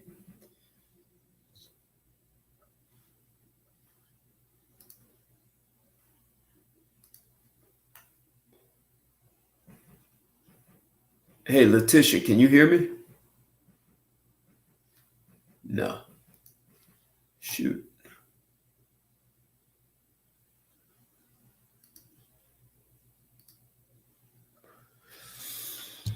Okay. Well, we may have to run this without Blog Talk. That's not good. try that one more time.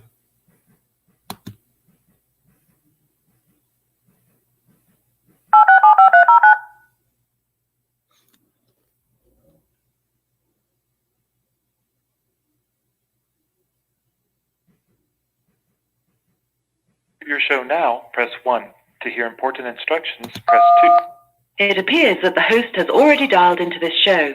Only one host is allowed per show. Thank you for using Blog Talk Radio. Goodbye.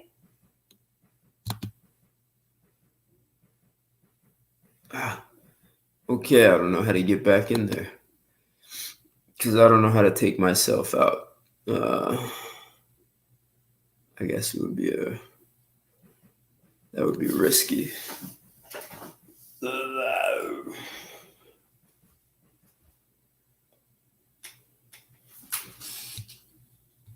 Sorry, guys. You're watching me manage a breakdown. Right. So if it's discussed before marriage, I think people need to even be talking about sex up front. I think people depend on good feelings way too much. See, a man could marry up. A man could technically marry up.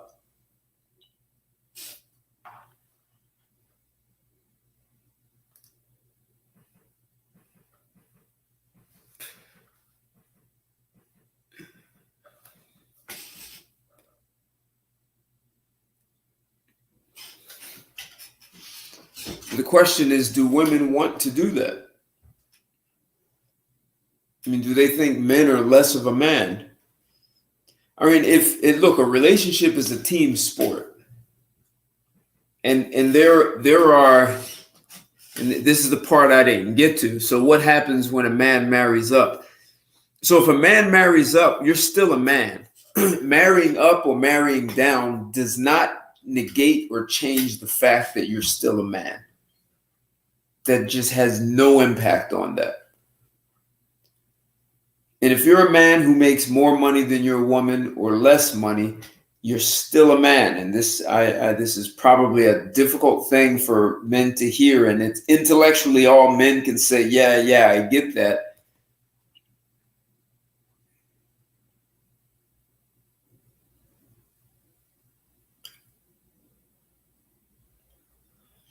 Right. So with the marrying up or down does not change the fact that you are a man. Two hearts. Ask them. Ask Anthony and Kendrick if they want to come into the show. I'll drop the link if they'd like to come in.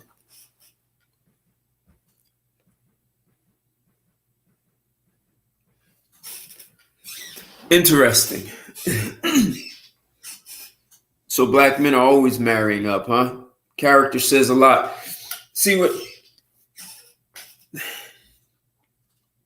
So we talked about already what happens if you win a lottery, you win a lot of money and you're poor, you're still poor, right? I mean, you can educate yourself and get financial training. You can hire an executive coach who will help you with your mindset. But here's the deal.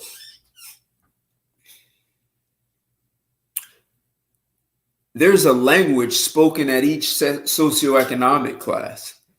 So like there's a slang in a lower socioeconomic class, and people at a very high socioeconomic class may not understand that language. And they may not care that they don't understand the language of a lower socioeconomic class, except the lower socioeconomic class won't know the language of a higher. And so this happens across a lot of different things.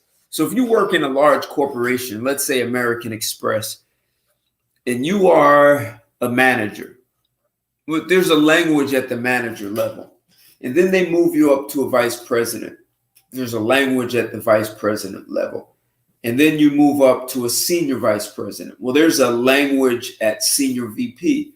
And you move up to EVP, an executive vice president. That's There's a language spoken at that level. And then you move up to the, chief financial officer and chief operating officer and chief marketing. That C level, there's a language, and that could be your EVP and your C levels.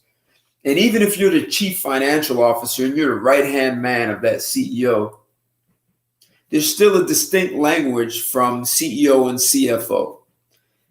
But there's a language of a CFO, CEO. But when you move up to the board of directors, there's a whole nother language at the board of directors. So what I'm getting at is just having money doesn't give you access to that language. And not knowing that language can determine whether you belong there or not.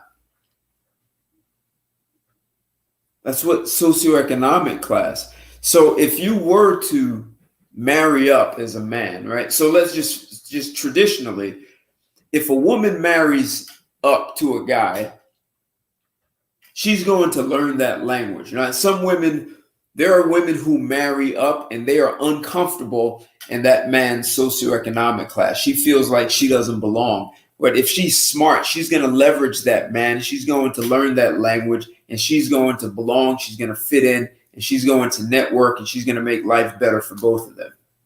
But if you reverse it, where the man is marrying up and he hasn't been exposed to that socioeconomic class, that's just another thing to leverage your wife for. So you leverage her network. You leverage her sexually, right? The guy, Anthony, unfortunately we got cut off. But yes, people who have sex 4 times a week or more earn higher incomes than people who have sex less.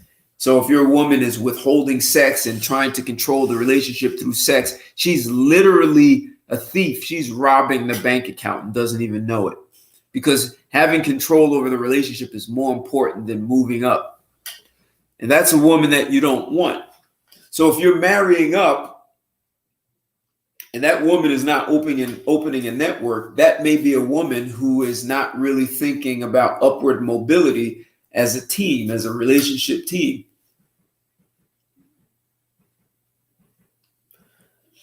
And if there's a demographic, a group of women in this country who believe that they are doing men favors and marrying down, and they are not thinking about how to make life better for the two of them, then she may not be worth marrying. Like I gave you guys an example of a dry cleaners that I go to, and it was owned by a Dominican and Colombian guy, and their wives financed it. So SW, a woman who's not, this is not about building a man up. This is about working as a team. So that would say something about her character. If she marries down, it is not looking at that man as someone who can work her network and make something happen out of it. Probably shouldn't marry that woman. Because it's like we had a caller saying that if a man marries up, eventually the woman loses respect and she feels like she has the money and she has the power. So that says a lot about that woman. Absolutely. Now there are women out there. I watched this show, and these were women in their late 40s and 50s who were dating, or I don't even know if the word dating is right. They were playing around, having fun with boy toys. So women in their 40s, late 40s and 50s are with guys who they thought were hot. These were guys that at 50 years old, she was not getting this 27-year-old guy who was, physically fit. She just wasn't. But, like the guy, I guess you could say, this is not even a trophy wife. This is just some guy that she's probably putting money in his pocket or making something happen, buying him a car, buying him something. So what I'm understanding is some of these women are now marrying these boy toys. So without question, a 50-year-old woman who's earning a healthy 6-figure income or 7 figures and is marrying some 27 or 30-year-old guy who makes $40,000 a year, or even $60,000, that woman is marrying down. So what happens there? She's just got a guy who's going to take care of her sexually, and she no longer has to go to the sex shop to buy vibrators. She's taken care of. I mean, does anyone know, do those marriages last? How long do they last? Are those women having men sign prenuptial agreements? I mean, those guys, are they cheating? Because if you're 28, even if you're 35 and you're married to a 50-year-old woman and she has an average body, that 35-year-old guy is still going to have some desire for a nice 35 or a 25-year-old woman with a shapely, tight body. So how are these women? What happens in that case? If a woman marries down, significant gap in age, significant gap in economic status, anyone know what's going on with that? How does that work out? If there's a woman in a group, would you do that? How would you feel about that? Would you have them sign a prenuptial if you married them? You'd have a boy toy, someone to play with, have fun with.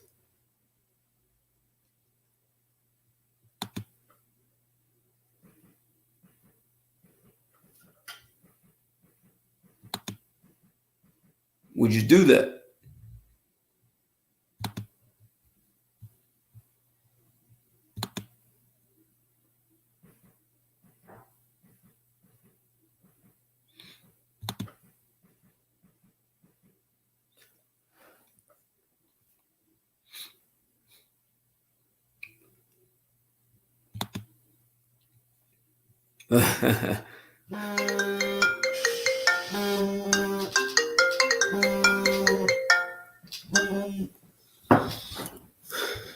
Hello.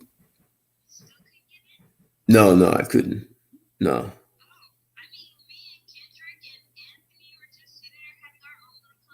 Could you hear me? Oh, you couldn't. Okay. All right. So it's Blog Talk is off now. I know. I could still control it, but I don't know what was going on. But I'm still on YouTube, and we're talking about Stella when she got her groove back. All right. They can see me on YouTube. Everyone's all right. You're gonna have to get a new computer. All right. We're talking about Stella now. Bye.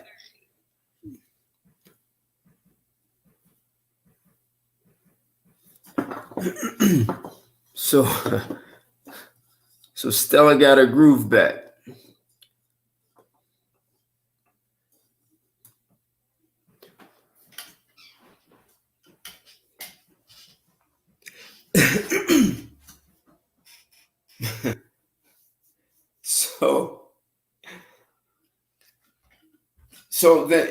But this is another part of the question. If a woman makes more and is from a higher socioeconomic class than the man, how is she going to feel about his leadership? So I'm asking two ways, right? They could be the same age. But if she's significantly older, a 50-year-old woman and a 30-year-old guy, the woman makes $300,000, the man makes $65,000. Is that 50-year-old woman going to follow that man's leadership? See, we hear all these women talking about, well, the man should lead and the man should lead. And we want jobs and we don't need a man when we have a job.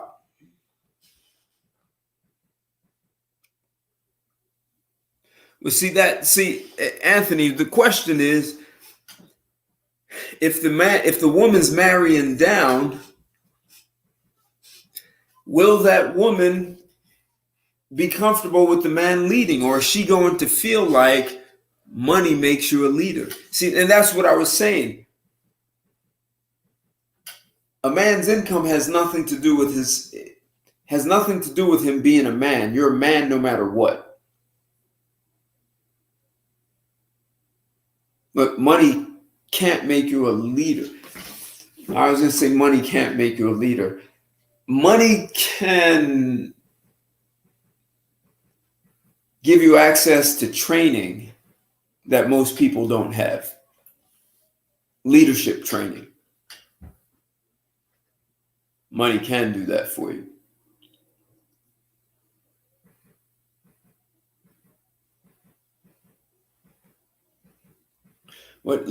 So would a woman allow a man, if she's marrying down, will she allow that man to lead her?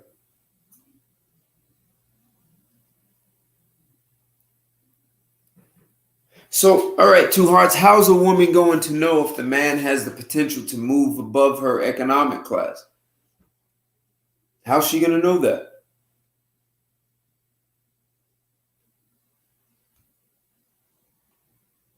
So, I was just talking about the women who marry their boy toys. So, these women in their late 40s and 50s are starting to play with these really young guys. And some of them are marrying those young guys. How does that work? I mean, does the guy remain a boy toy? Like a trophy husband?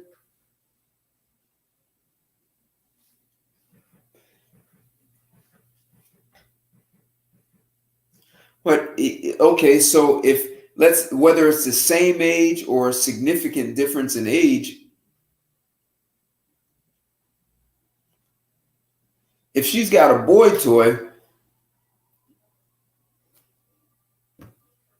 is she ever going to see him as more than a boy toy? If she feels like she's marrying down financially, in age, and if a woman is making an enormous amount of money in her career, there's a good chance she's in a leadership position. Okay.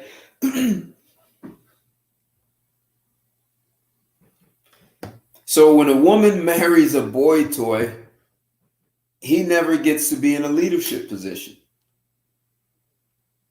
At least not with her. So then that gets us back to, so should a boy toy be having a conversation with his sugar mama about leveraging her network?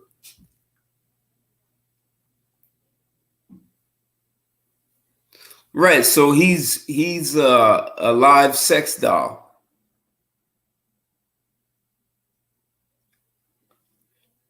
He's a live sex doll. He walks, he talks, he shines shoes, or he mows her lawn. He does all kinds of things.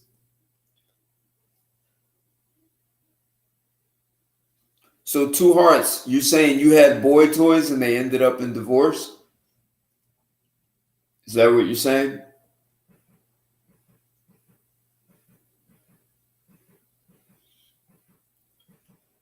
Yeah, Holly Berry is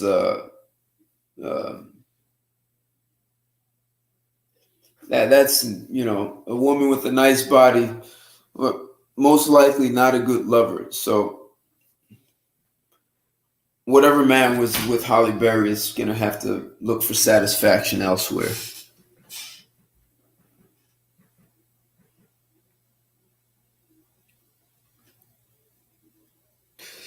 Well, country boy, technically Arnold Schwarzenegger from a socioeconomic class, his wife married down. Arnold married up. That's how he was able to become governor. All right, Two Hearts, I was asking, was it you who had boy toys and you divorced them? Is that what you're saying? That's what it looks like. Boy toys have tried and ended up divorced. I'm wondering, is that what you're saying?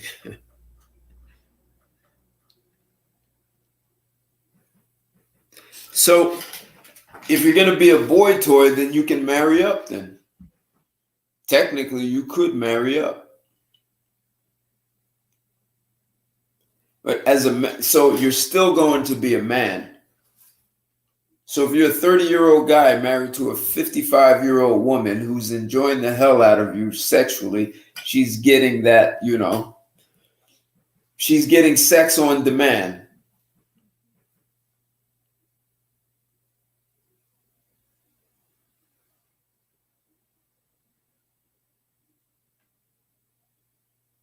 Her back is broken. Okay.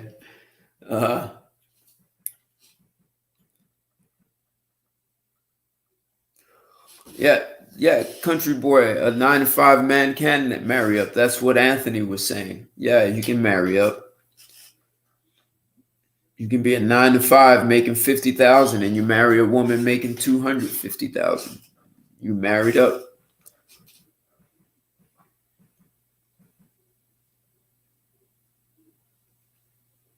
So as a boy toy, technically speaking, you can still leverage that.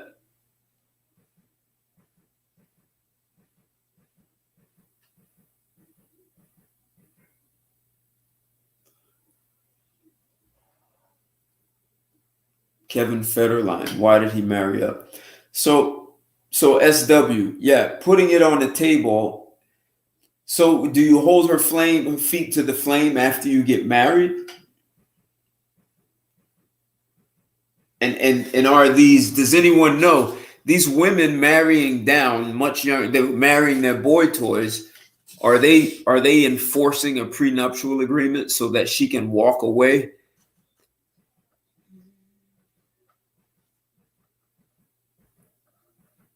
Is that what that's about?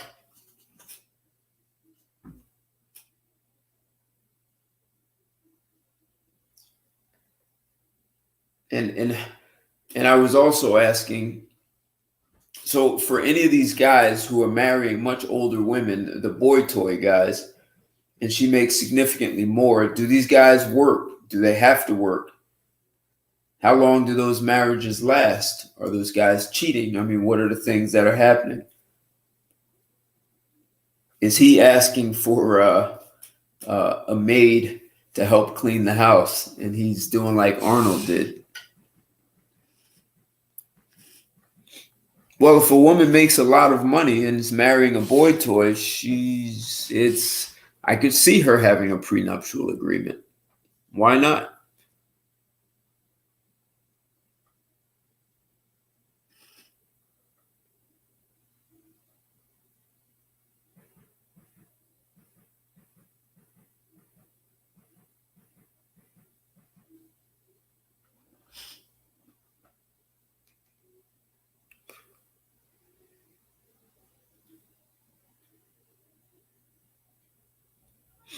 SW, what do you mean? That some of these women are marrying their boy toys,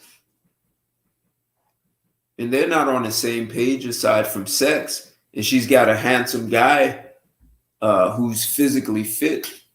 And Two Hearts, I saw that you asked me to take my shirt off. I saw that. 1 second.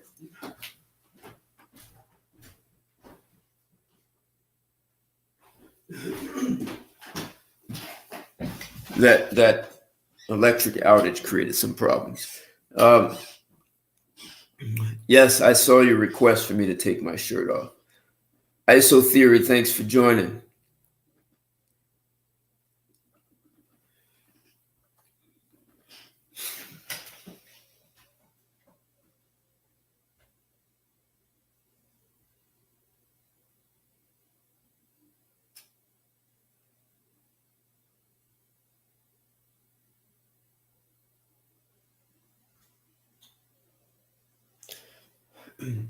So, Two Hearts, if they're marrying their boy toys, Do you know if they're making these guys sign these long, very thick prenuptial agreements?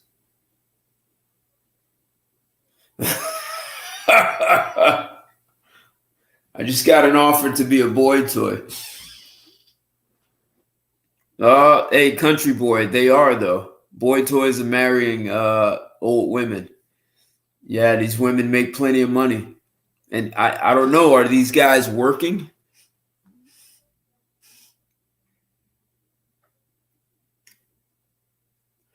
Right, so SW, right. So he accepts the role of boy toy, except he's still a man. I mean, we've accepted that women marry up and they'll be the, nice wife and mother, and they don't do much else. But we still men still compete.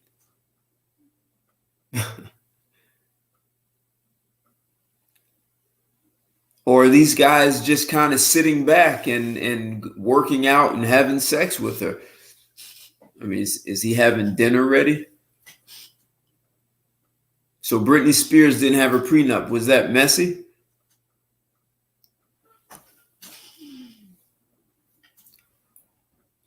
Right. Anthony, right. So you would think the guy, even if he's a boy toy, he can still at some point leverage her network.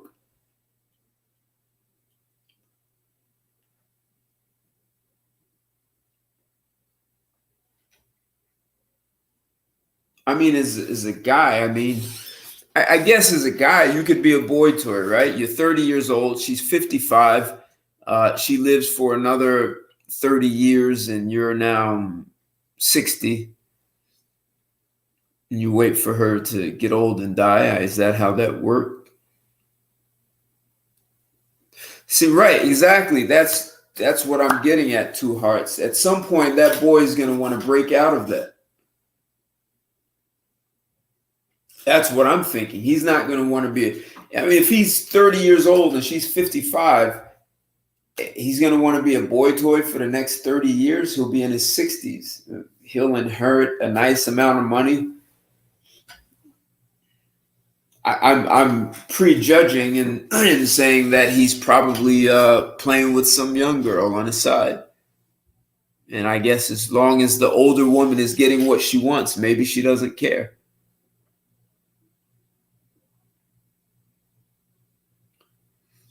Hey, that's these older women. They did a whole special on this country boy about these older women with boy toys. That's what they called them.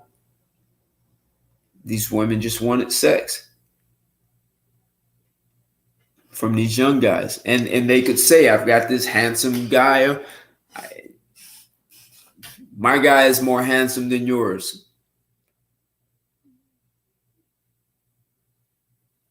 Right, exactly. That's what I'm saying. Two Hearts. The guy's there, good-looking guy on her arm, sex on demand.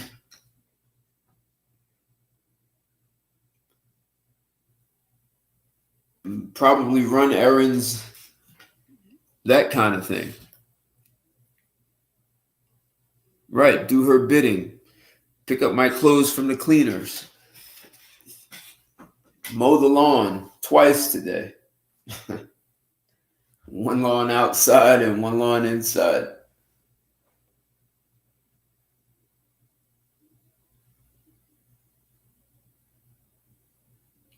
So is that becoming a growing trend? So this is becoming a growing trend of women either dating down or marrying up.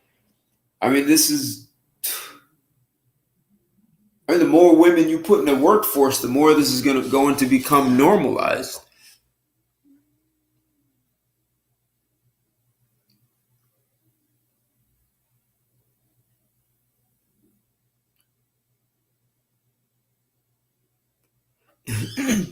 So SW, even if he asks for a certain compensation, he's getting paid until he gets fired. I understand women have married up. Maybe I said something wrong. I'm saying women are marrying down. Is that going to become normal? I guess you could say that, country boy. Boy toy is like a gigolo. I mean, that's essentially what these guys, these women keep them around. They put allowance. I don't know how that works.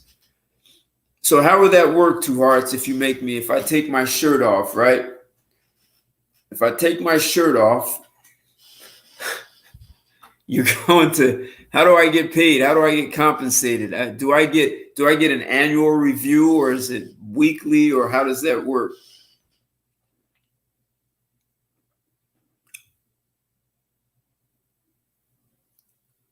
Right, that's what I figured, common man. Right, is that her arm piece?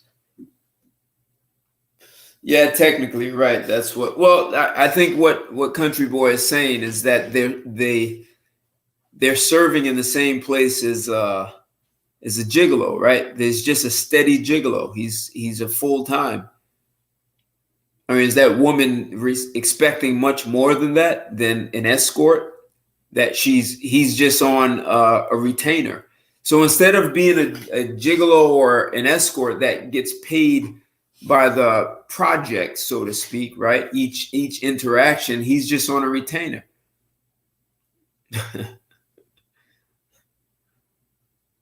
What about my retirement plan? Do I get a retirement plan with these expenses?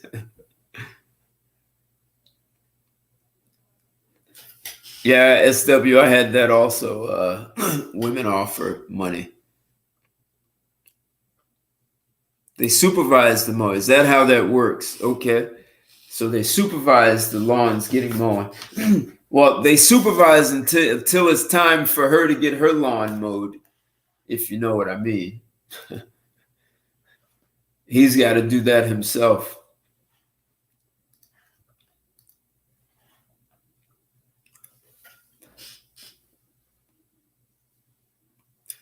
Right. She's expecting monogamy.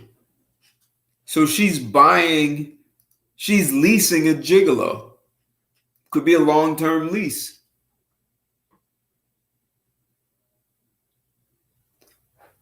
How do you know all this, Two Hearts? You want to give us the inside scoop? Legatus, that's right. Interesting, right? So the things that men have been doing for a long time, women are reversing roles. So it's the new. They should pay you for sex. That's the concern. This is the new normal. You know, you know everything. Then you should already know what's under my shirt, and you shouldn't need me to take it off.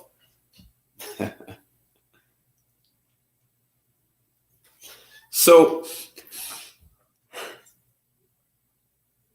how do women feel like marrying down? What do women feel like? How do women feel about that? All this is in Cosmopolitan, huh? Right, exactly. Gigolo, boy toy, they just get paid differently. So if you're a boy toy, you're just on a long term. You're a lease. It's a lease agreement. You're paying a retainer fee for that.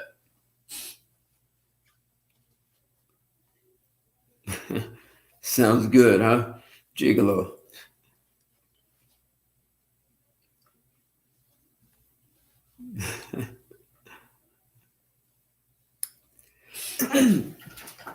So common man. So interesting. So do you think Serena married down because she didn't have any other options? So honestly, Serena's face is not attractive, right? But you have to give it to her. She definitely has a body on her.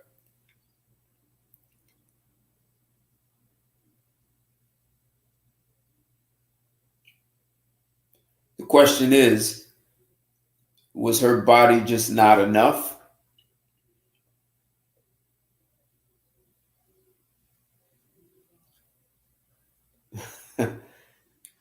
So this Serena Williams, people say she married down from strictly from the numbers, right? If you look at the in terms of millions of dollars, she married down. But socioeconomically, maybe she didn't marry down.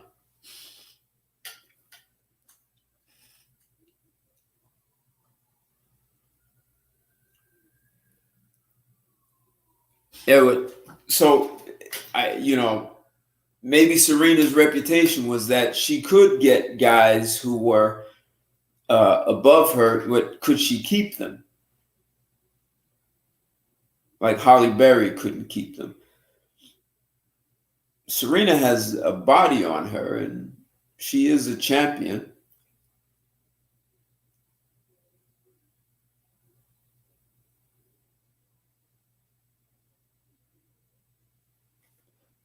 Interesting.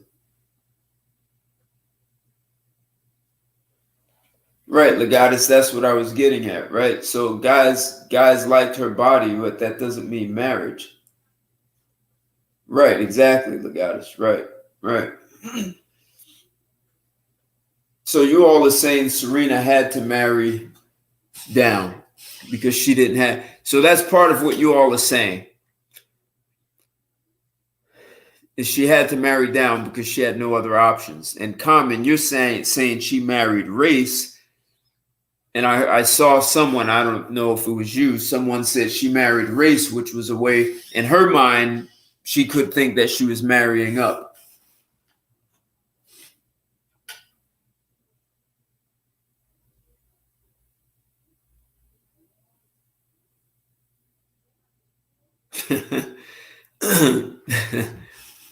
That's one way to put it. Two Hearts, she married the only guy who offered her marriage. Right, from the numbers, she had more money. So in one way, Serena had the money, the dollar bills, the numbers. She had more. But maybe from other ways, she didn't. She had significantly a higher net worth than him.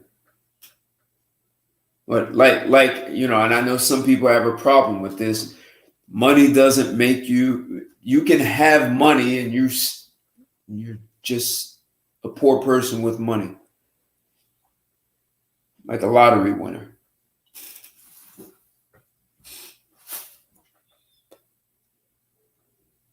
Hey, Crystalline, thanks for joining. Patty LaBelle and those women, I see it, country boy. Yeah, those women are up there in age. Vanessa Williams she's probably the youngest of them.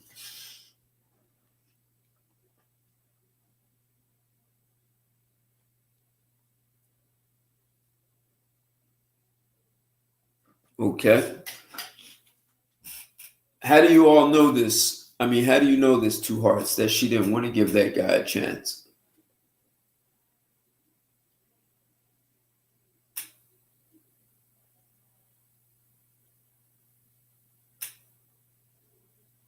See, So, if we look at Serena,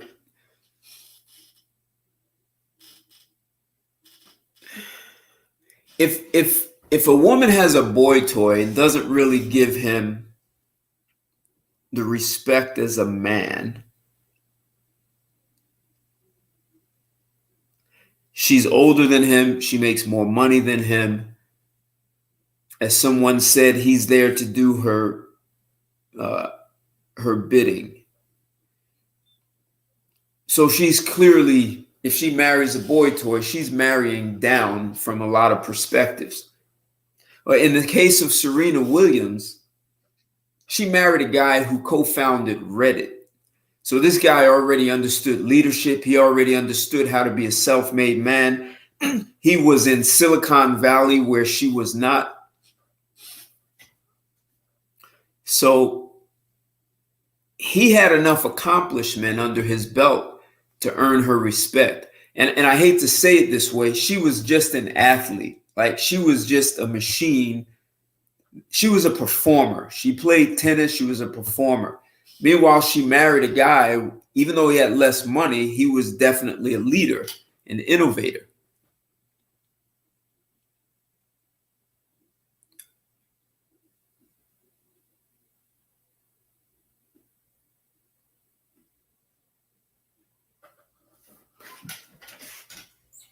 So I don't think Serena Williams, maybe if you did it strictly on the numbers, I don't think Serena could look down on a guy she married, even though she still is worth significantly more than him. But that man was very, very accomplished in his own. He was globally. If he never met Serena, he was still an accomplished man.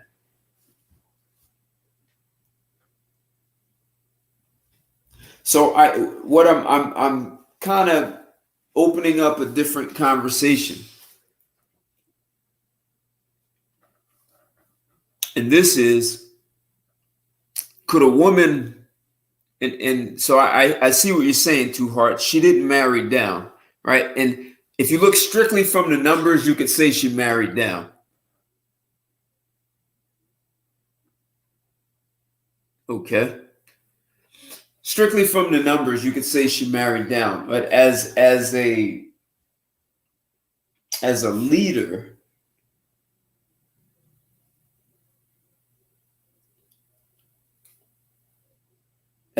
she didn't marry down.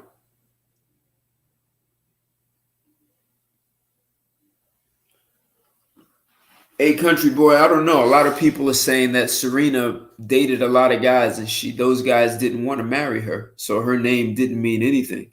She married the guy who she could get.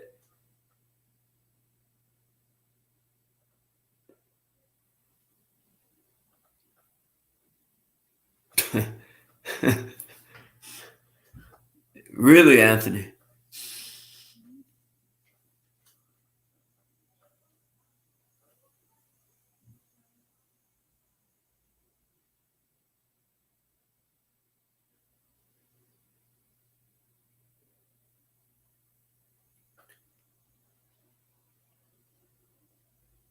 Yeah, country boy, they wanted her for sex. Right, exactly. The ass. They didn't want it. They didn't marry her.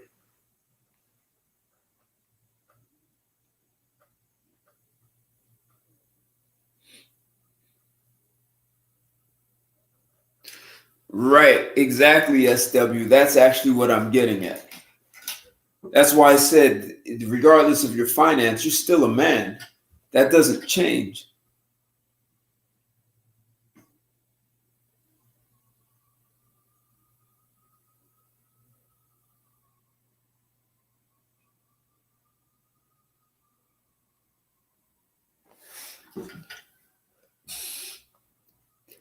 Oh, I don't know, country boy, if that's all he wanted. I mean, he married her. I have no idea. I mean, marrying her. So, Alexis is seeing Serena Williams' husband. So I'm going to assume that him marrying her, even though he had a name already, he married a woman who was a celebrity. So that could have benefited him. So they could have benefited one another.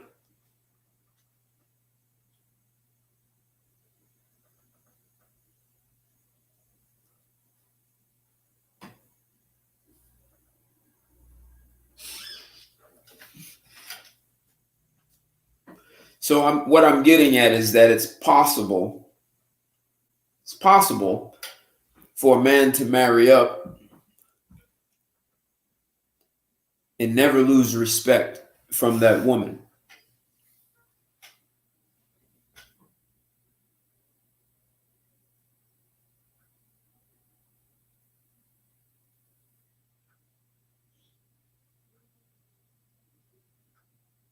Interesting, SW. Why do you say you don't respect her character? So a man could marry up and maintain his manhood, for lack of better words. He could maintain the respect of the leader, head of household.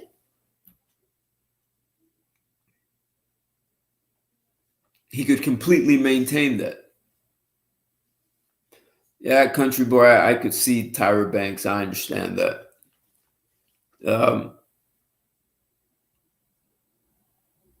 Right. I'm saying even if the woman makes more money, is this from a higher socioeconomic class? Right, someone mentioned someone earlier. Didn't some woman who's an heiress get pregnant by a guy from a lower socioeconomic class?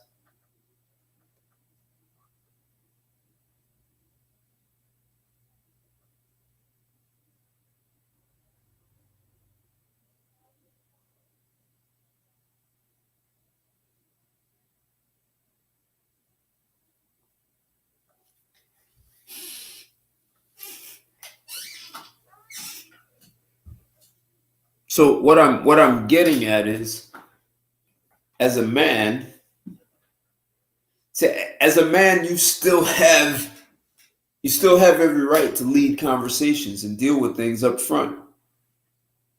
Things like sex, things like money, how this team is going to grow economically, and what role this woman is going to play. And so it's hell, if it's no secret that she's marrying down, it's like the guy Anthony was saying. Lots of women can say, "Oh, don't worry, it's okay," and then somewhere down the line, she loses respect for you.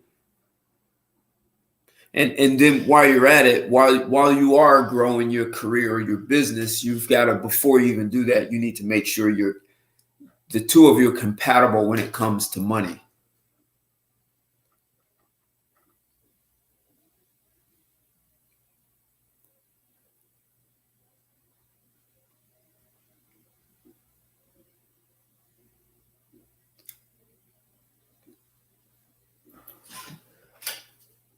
Because if you're not compatible with money, she's going to end up spending your money as quick as you make it.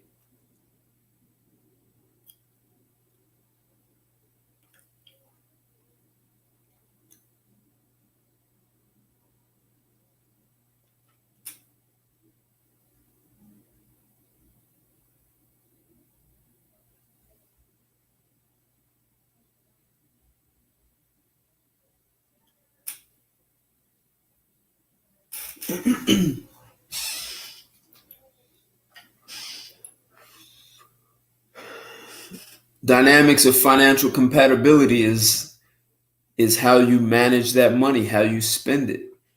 There are women who believe shopping is a sport, and they have to have the latest of everything, and they will spend that money as fast as it comes in.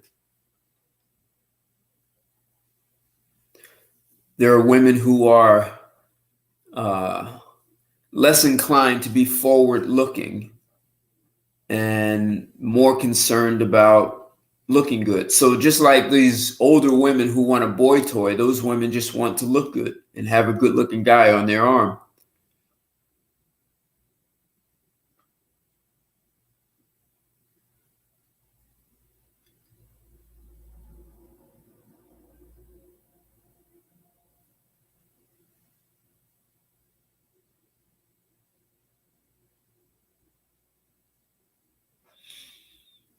Yeah, most women were not physically fit like Janet Jackson at 50.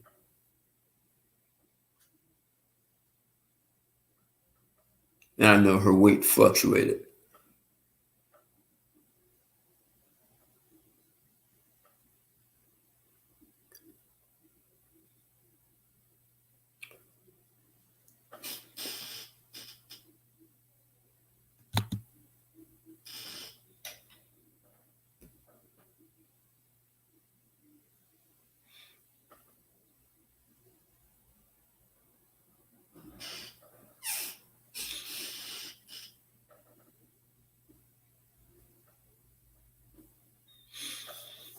Actually, that's country boy, managing money is a major thing that you want to deal with when it comes to compatibility.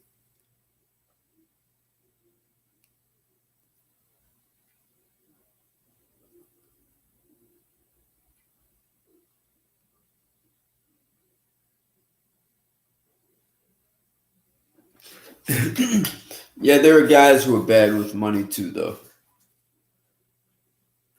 So if a guy who poorly manages money gets with a woman who poorly manages money, they're in, that's a disaster.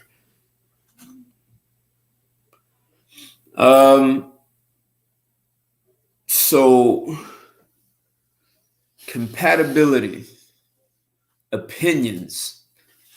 I don't know about that.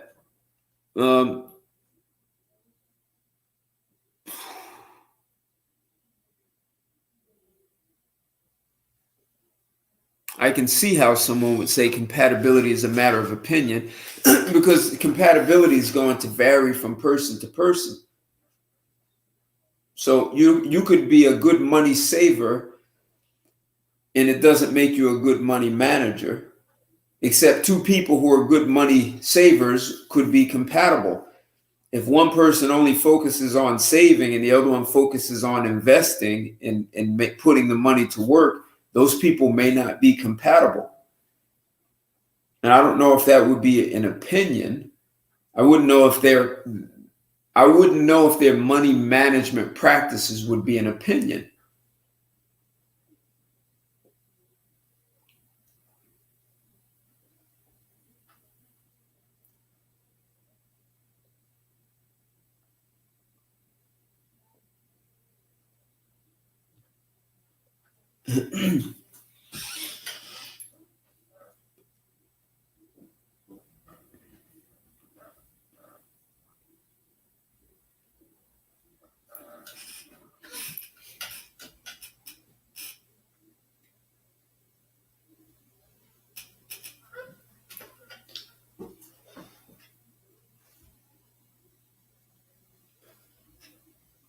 So the original question is, what happens when a man marries up? So a man could be a master of his destiny if he marries up. And I think for some guys, you might feel like this is a power struggle, right? So the woman says, I'm the breadwinner, money equals power. But I'm telling you guys, I know a lot of people believe money equals power. There are more women making money than they have in the past. And just because a woman makes more money than a guy doesn't mean that she has power over him at all. That's because money does not equal power.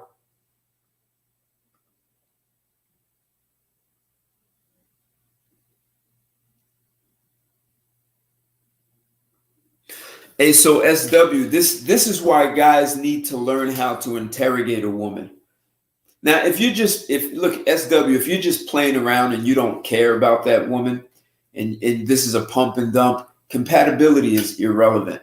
If you're serious about a committed relationship, then men need to start asking all kinds of questions.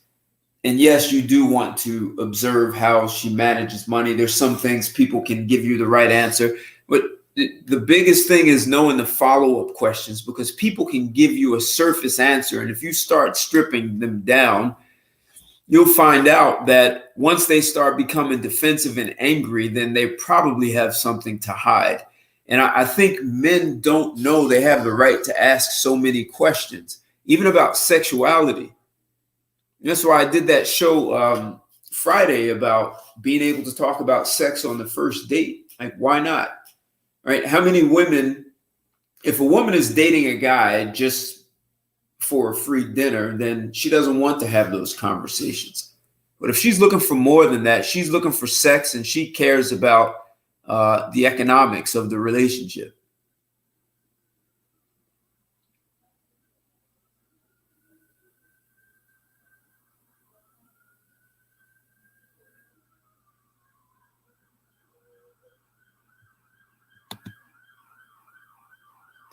So it's actually in a man's best interest to understand that money does not make a woman powerful. I mean, I think someone else said Arnold Schwarzenegger married a woman and she was not the powerhouse. She was just there to be his caretaker, I think they put it.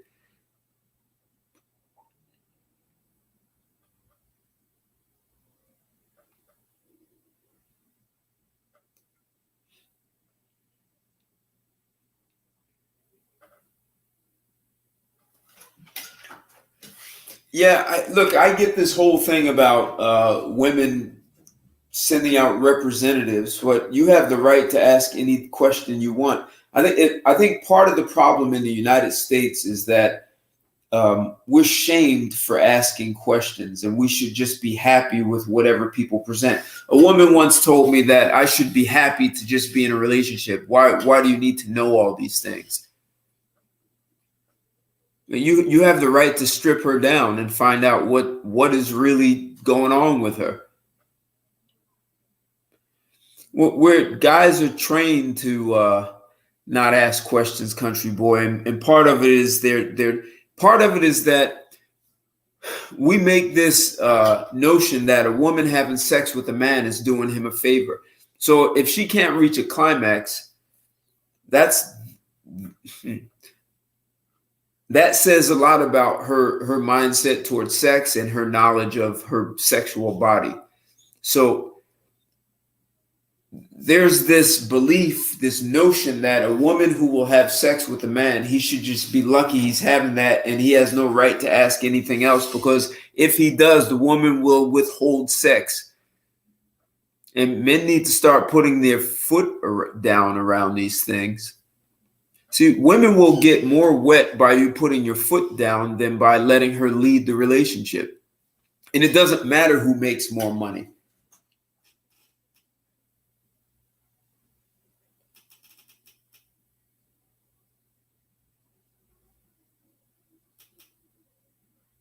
Right. I don't want to get off topic here, but I think, let's say a man has 2,000 nerve endings on his penis for pleasure. Well, a woman has like 8,000. And this is according to female gynecologists, a woman should be able to climax in 5 minutes, and a man on average 7.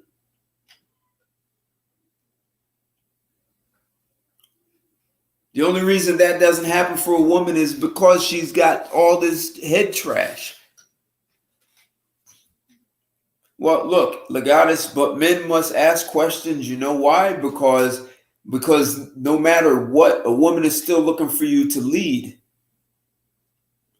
Now, a woman is responsible for knowing her own body, and if she doesn't, then she probably won't. And if she has a lot of head trash, look, there are countries right here in the Americas where women come in 5 minutes like clockwork, in 10 minutes twice, in 15 minutes 3 times. And this is normal. It's the sexual culture of that country, because they don't have the same head trash around sex. And you can talk about sex. So men need to be able to talk about money. Men, guys, listen, you need to be taking a leadership position. Regardless of whether the woman is dating up or down, she's still going to look for you to be a man. There's still leadership. Now, and I understand I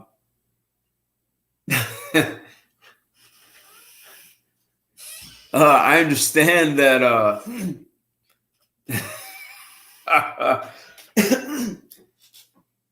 understand. Bang, bang, bang, bang. Yes.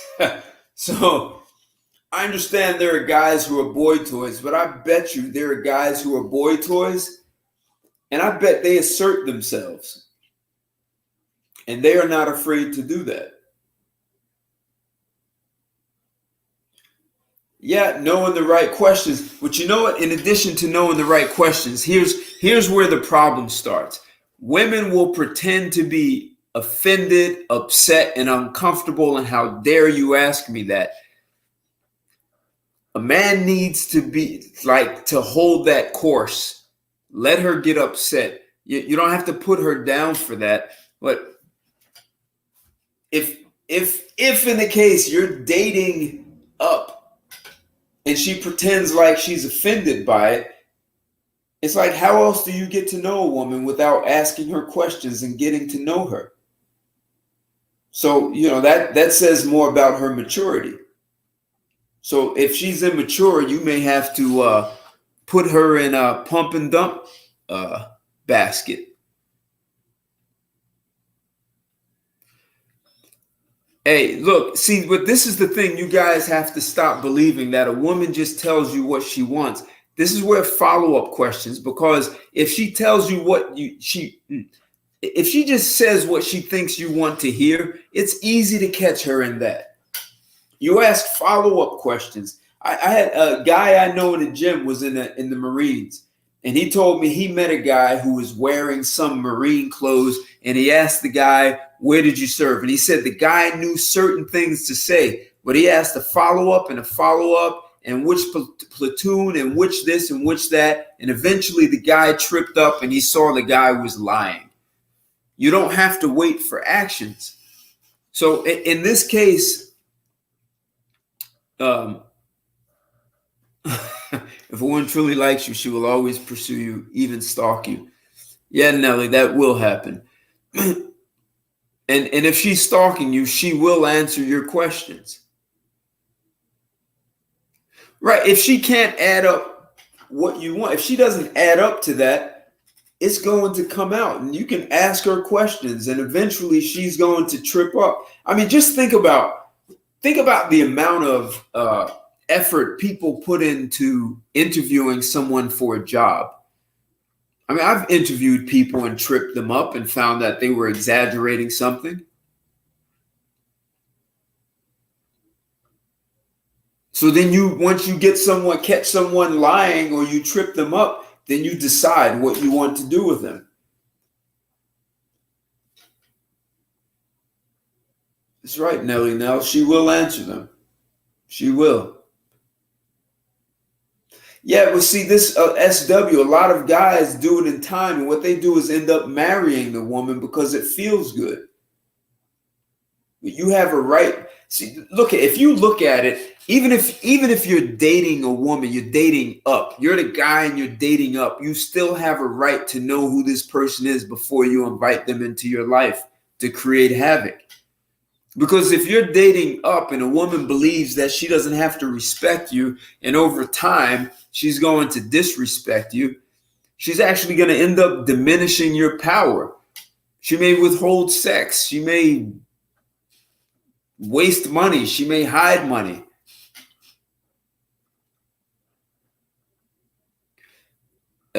Someone said background checks. Yeah, interview. What you know what? Social media can tell a lot about a woman also. Right. Yeah, exactly. See, once a woman becomes defensive, and it's not just women, but yes, if a woman becomes defensive and too sensitive, either she's going to talk through it, and you kind of as a man, you kind of can't care about that because you have nothing to lose. You're going to lose a woman who's lying to you? I'd rather know that up front. Yeah, you can hire a PI for that.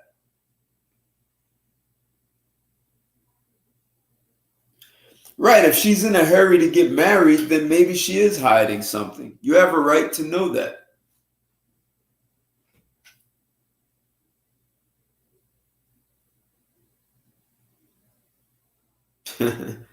I got you, Nelly. Now she would have been hooked.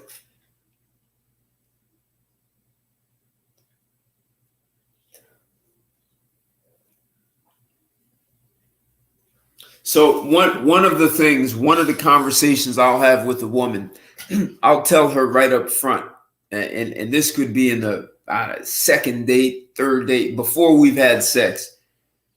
And I've told women, if you ever use sex as a weapon, this relationship is over. If you're willing to play with the most intimate thing between the two of us, then you'll play with the rest of the relationship. I'm going to end it. And you know what? This is the thing. As a man, if you say you're going to do something, you absolutely have to do it. Because once you don't, now you have no integrity with her. You're just a guy who's just talking. And she knows that she just violated a boundary where you said, if you do this and you don't back it up with action, she knows she can violate another boundary and another, and you'll find yourself in a situation you don't want to be in.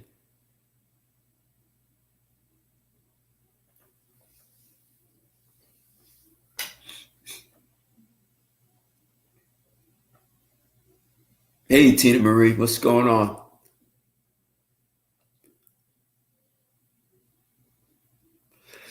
Look, if that's all, and see what Legatus right. If sex is the only trump card, this is why I'm this whole thing about dating up. She needs to be able to offer way more than that. Otherwise, what's the point of dating up? You're just a boy toy. Good evening, Tina Marie.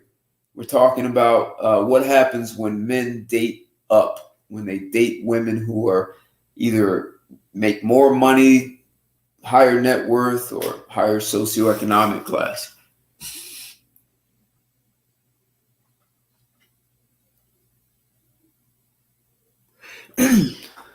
Yeah, a Nelly Nell. So, right, as men, we believe we have to please a woman. So if we do something to upset her and make her defensive, we feel like we're not pleasing her. Like, except we kind of forget it's two people in the relationship. So a man needs to be fulfilled also.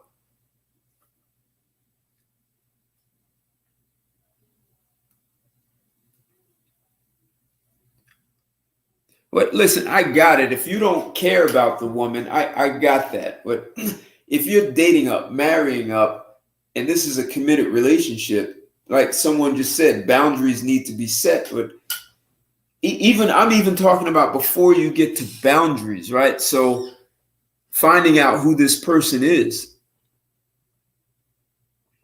Hey, thanks, country boy. Finding out who they are. You have a right to interview. The strong word, and people hate to hear, you have a right to interrogate a woman.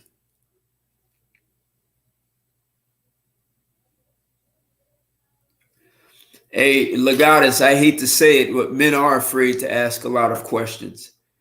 Like I did this show Friday about talking about sex on a first date. A lot of guys are afraid to bring that up on a first date.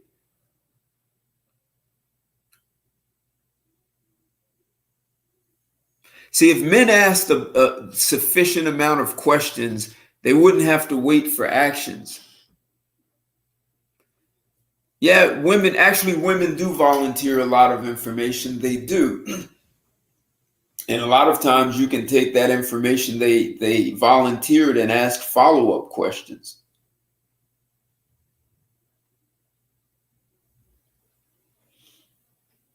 So at having a conversation, Christian, that's what the feminists have told women. Just because a man is asking you questions, you think he's manhandling and controlling you. And that's exactly why a lot of guys back off.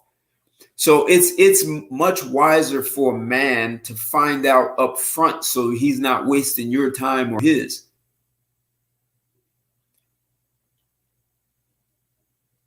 Hey, thanks, Nelly. No, I saw your comments. Thank you.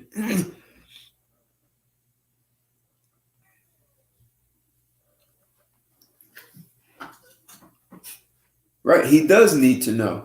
See that this, Crystalline, this is feminism. Women in the U.S. have been touched by feminism, and to say you haven't is being dishonest. And one of the things of saying that, oh, he asked me these and he kept asking me questions, like he manhandled me. No, that's a mindset. Men are not manhandling.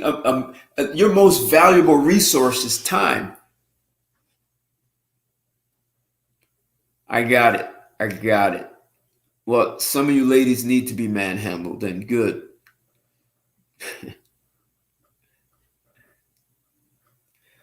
Like thrown up on his shoulder and carried into the cave.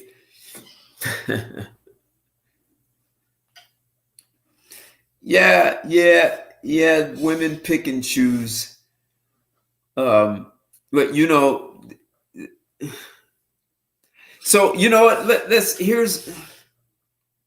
Here's so there are guys, women will gladly date down with certain guys, whether you call him the bad boy, the thug, or the boy toy. So those guys are providing something, and some of those bad boys, I can't say all, but some of those bad boys are not getting pushed around by those women. they are creating boundaries, even though they're dating up or marrying up.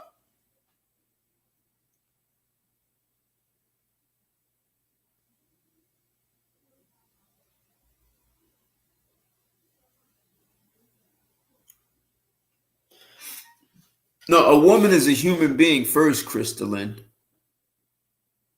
And you know what?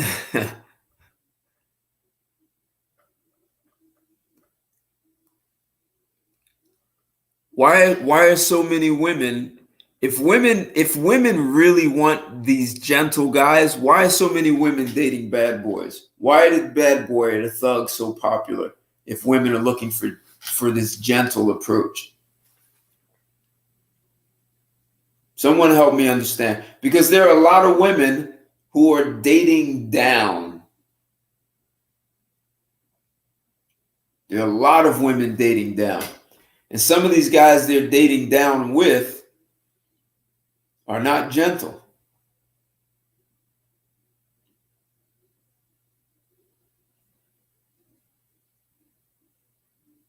Now, Crystalline, I don't know if you're responding to me or someone else, but some of these women are dating bad boys and dating down, but the bad boy is delivering something. There's a service that she's getting that she likes, right? Power and protection. Okay. From what though? Like these are women who are college educated women. What do they need protection from?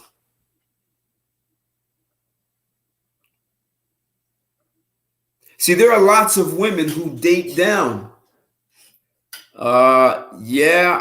Someone Two Hearts, someone already put up the majority of, if we talk about black women, the majority of black women are looking for bad boys.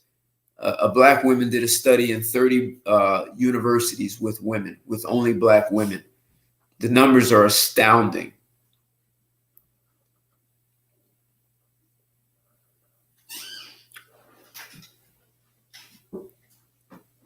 There are a lot of educated women dating bad boys. Right, so they got what they want, but what is it? What is it that these guys have? I posted that in Blair's group, Two Hearts. I think yesterday, today maybe. Today I did it. Maybe yesterday.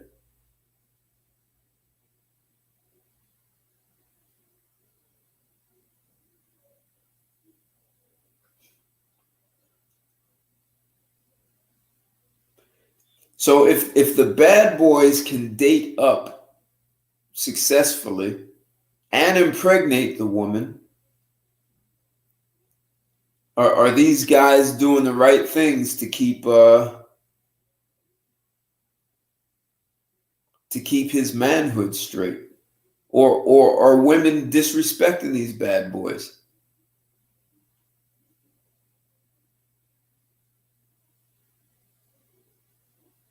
Because there are women dating down.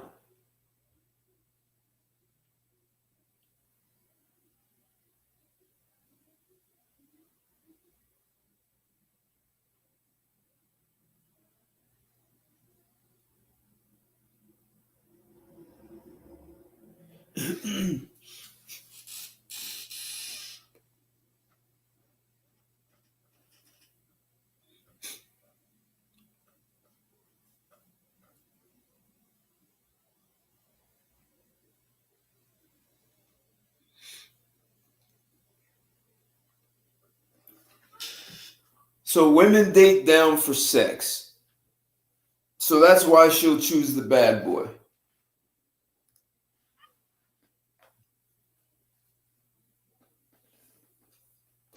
That's what a woman just said. That's not me. Women date down for sex.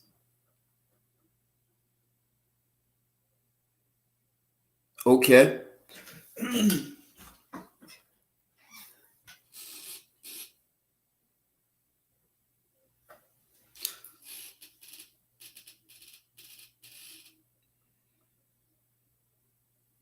So if the bad boy understands how to blow her back out, is that how he retains his manhood? Like she never disrespects him, or does she?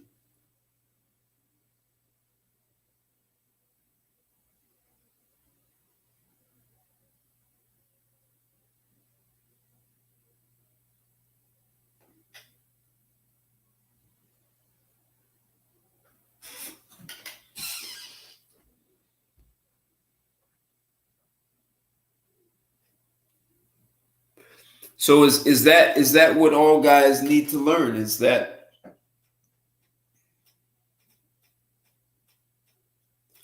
women are just looking for sex? I mean, I'm confused. 38% of marriages are sexless. Okay, so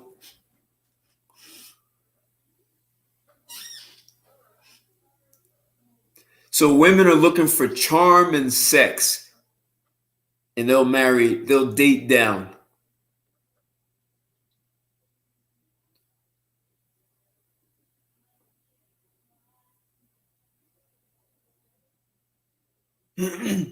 Okay, Tina Marie.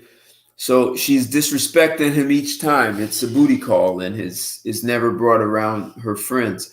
But Tina, don't some of these women get pregnant by these guys? And they're still disrespecting these men.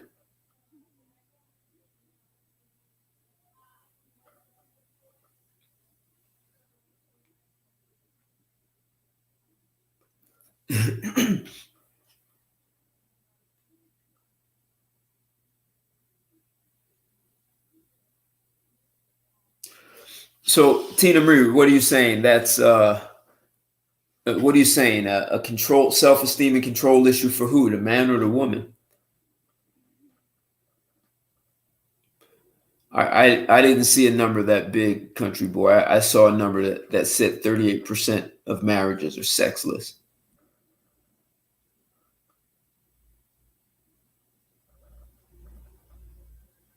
So it's okay.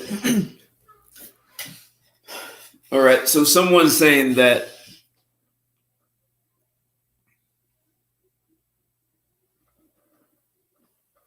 Wait a second.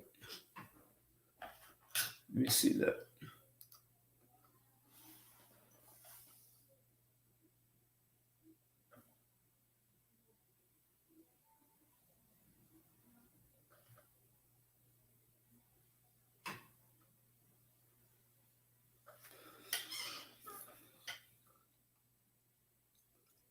I saw a comment.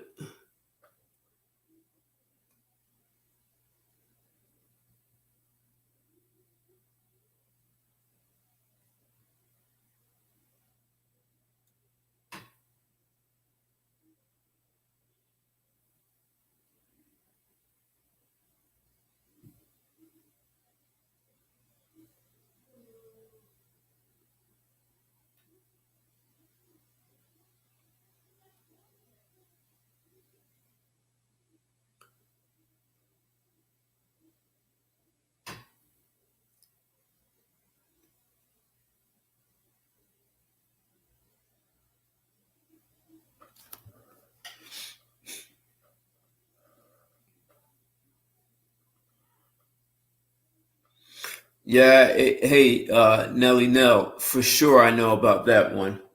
Uh, the women who get married and they still call you back.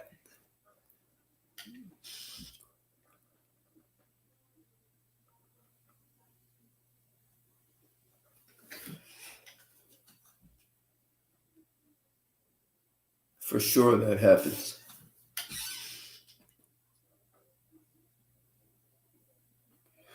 Interesting. So the bad boy is not held to any standards.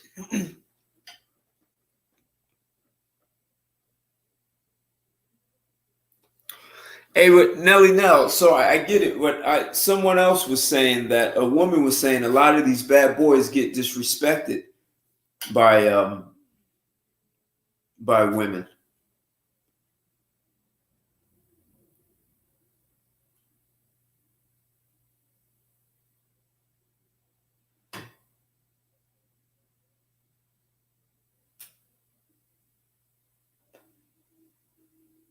See, we're getting some conflicting See, a woman was saying that a lot of the women who choose and get impregnated by bad boys, these are women have a low sense of self, and they just choose a guy they can control, even though you call him a bad boy. Right. Yeah, okay, I get it. He's held to a sexual prowess. I get that. And if he stops delivering sex, he gets kicked out.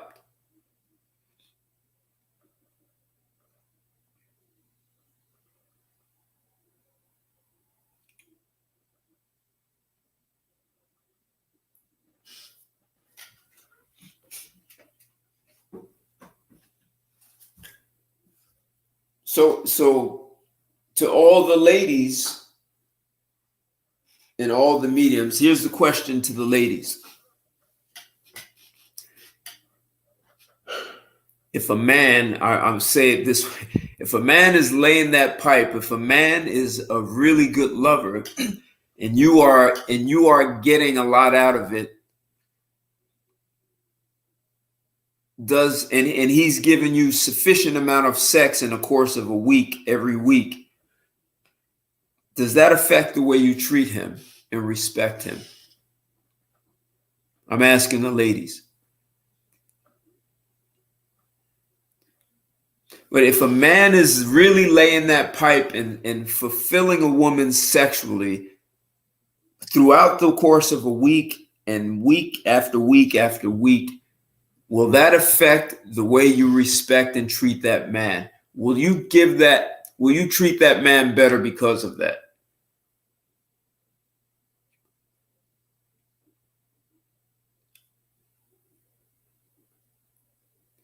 Yeah, SW, that is interesting, right?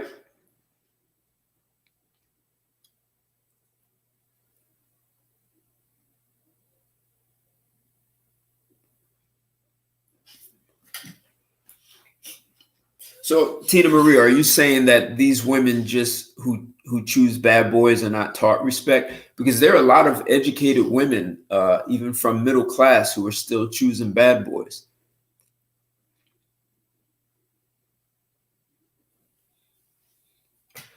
Hey, common man, I understand what I'm talking about. The woman who says she's being fulfilled by that man, that's not an opinion. That woman is saying that she's fulfilled, that for whatever reason, she's fulfilled.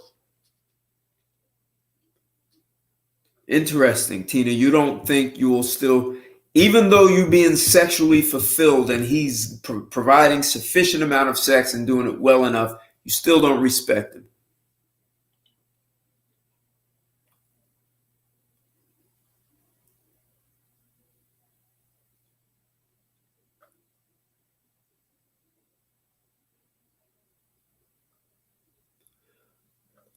Crystalline, I'm asking a question. You know why so much emphasis is placed on sex and money? Because those are in the top 3 reasons for divorce. That's why.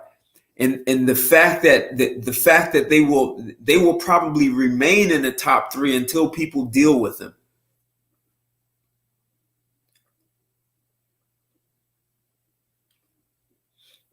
So if we pretend that sex and money is not important in a relationship, they will continue to be the top 3 reasons for divorce.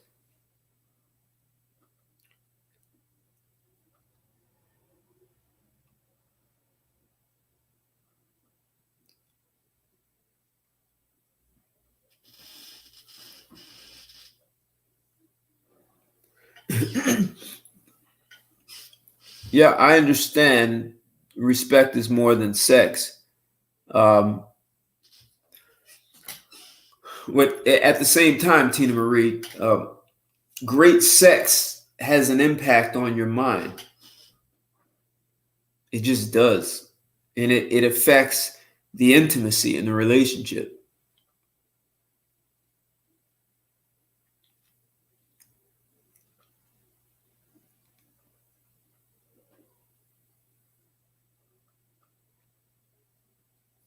Yeah, there you go, Crystalline. Right.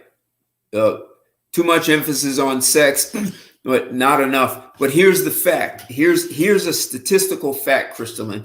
Couples that have sex 4 times a week or more earn higher incomes than couples who have sex less than 4 times a week. So sex has a profound relationship to our health and our success.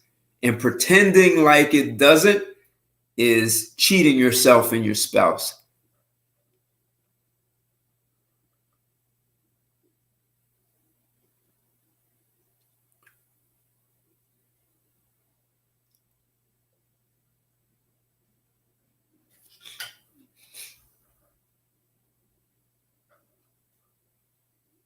That's interesting, Legatus. If women weren't selecting based on sex, bad boys would be out of business.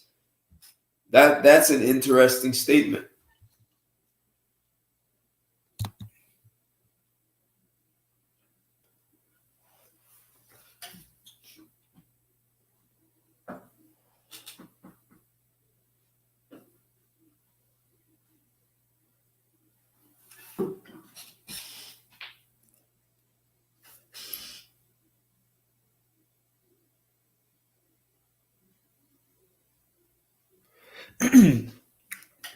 But here's the deal, Tina Marie. Couples that have sex 4 times a week more earn higher incomes. They have more intimate relationships, and they have happier relationships. I think as a human race, we've underestimated the value of sex.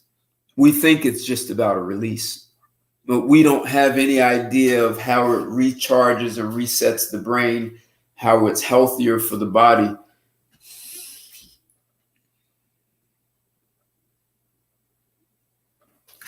We've underestimated it. If the statistics, imagine couples that have sex 4 times a week or more earn higher incomes. What are we underestimating? What are we missing here? You know, and if women attempt to diminish sex because they're saying, well, I don't want you to use me just for sex. Meanwhile, couples having sex 4 times a week are making more money. They have better relationships.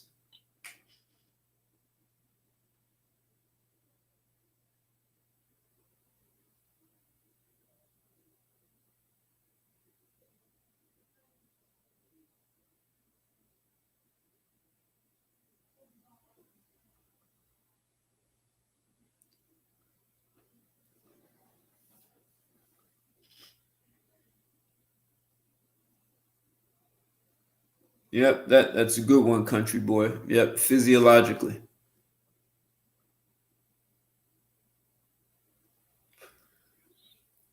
So if women are settling for guys that are less sexually active because she's older, is it because she's been fulfilled, or is it because she's not enjoying sex the way she used to?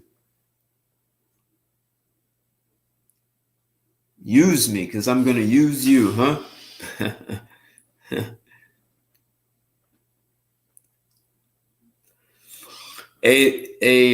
Legatus, I see your comment to SW.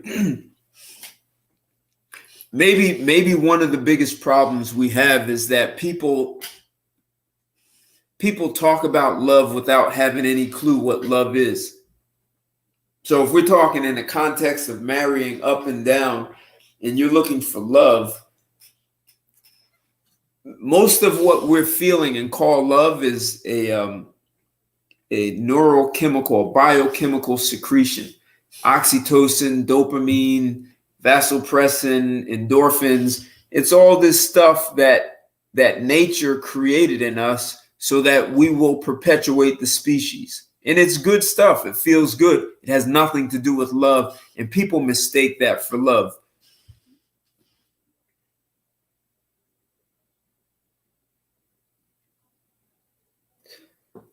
Yeah. So Tina Marie, communicating what you want is important, but I think the biggest thing that's missing is to be sexually liberated with your partner. A lot of women mistake sexual liberation for promiscuity, and it's not. If anything, promiscuity for a woman hurts her.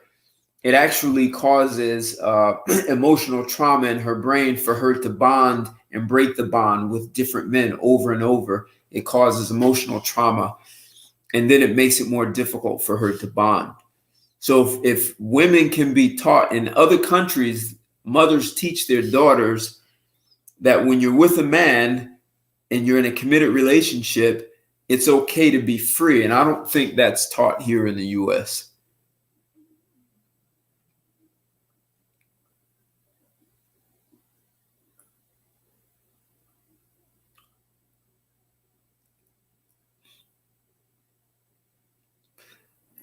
Yeah, hey, Crystalline, a lot of this stuff that people talk about feeling good is it's no different than a drug addict looking for it.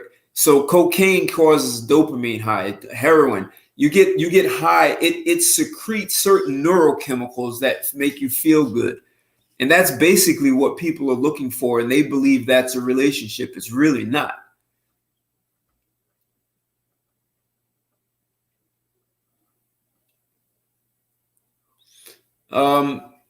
Yeah, if you haven't figured out how to be happy on your own, sitting in a room by yourself, then no one else is going to help you. There's nothing anyone can do for you. That it's only your responsibility to make yourself happy. Oh, no question, Tina Marie. People need to know about the human mind and body, and especially their sexual mind and body. And we do people a disservice. And I think part of it is we come from a Puritan culture, so we're a little prudish and suppressive around it. And the other part is, I don't know if we fully comprehend sex. I mean, just think about it. If sex can create another life, what else can it create? And we haven't even learned about that yet.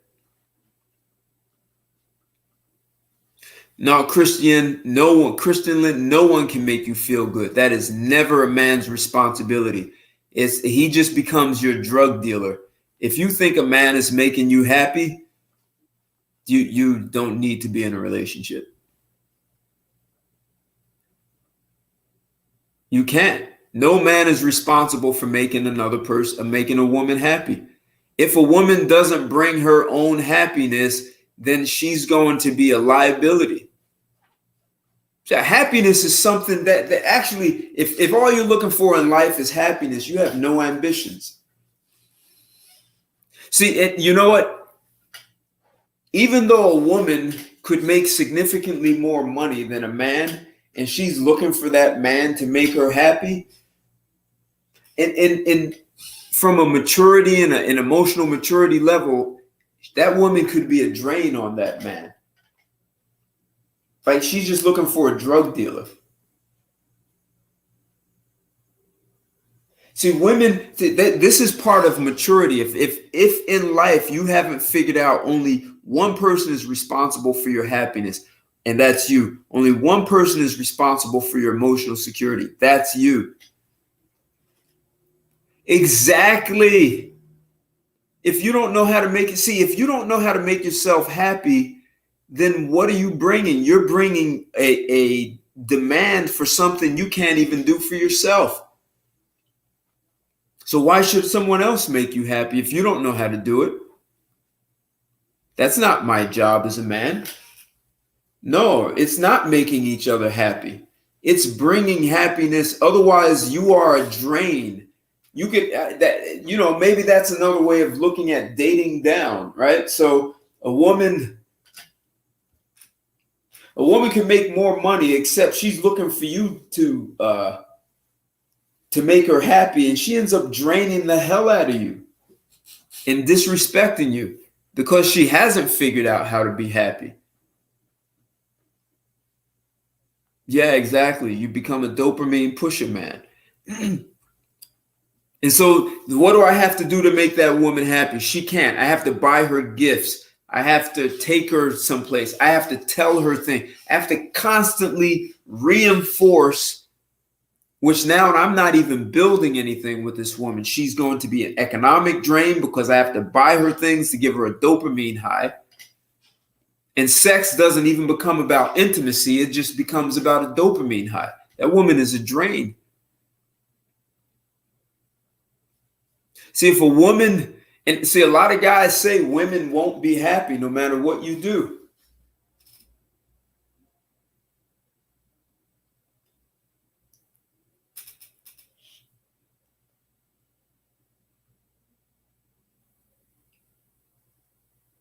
No, you bring that. What you all think is love is not love. It's a neurochemical secretion, and you just feel good. It's just nature's way of making sure that mammals, all mammals procreate. That's it. And so, Christian Lynn, you ask a good point. What is the purpose of a marriage? Why a marriage is a legal binding contract. It's not love that makes any relationship work. If you're depending on love to make your relationship work, you are in trouble. Love is a feeling. And as soon as that feeling, or you didn't do something for me, I don't love you now, and it's over.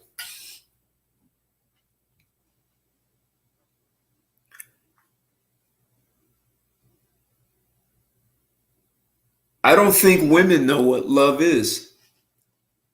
For most women, love is Snow White and Cinderella.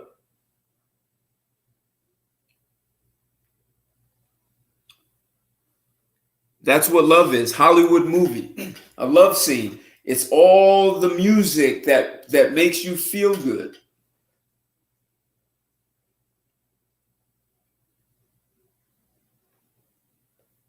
No man has to figure out what makes her tick. That is your responsibility. If you don't bring that to the table, you become a drain. Women make up all kinds of stories about things that never existed. There's no such thing as love languages.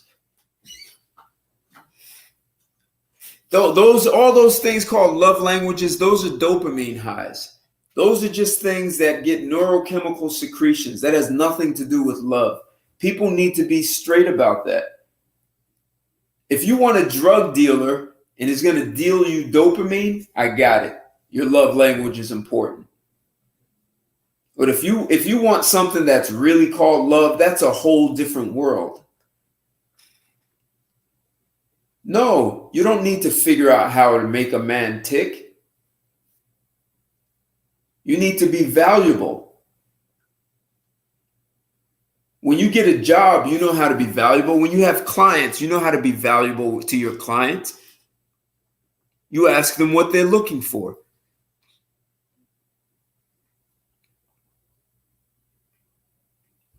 This is science class. Yes, it is. Dopamine, oxytocin. Women don't know how they tick. The woman's brain becomes so active when there's nothing even going on. There's nothing wrong. No, value and tick is not the same thing. You don't need to get into how I tick. How do you need, as a woman, you need to learn to bring value before you ever date a man. You need to understand value because men understand how to bring value to a woman before we ever date a woman. We're children and we understand that. You don't need to know how I tick. You need to know how to be valuable. If you have a client, you know you have to be valuable. And you know that value before you ever get one client.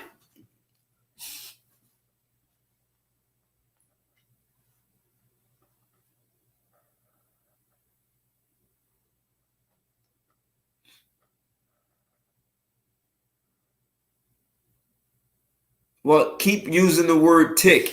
But if you don't bring something that's valuable, there's no reason to marry.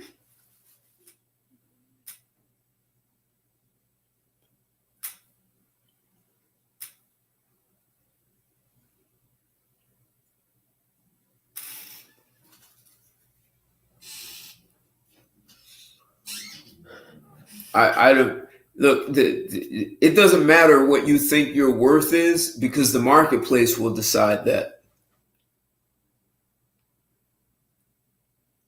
What if you bring value and it generates something that benefits people, then people will see you as valuable. Worth just has a price tag on it.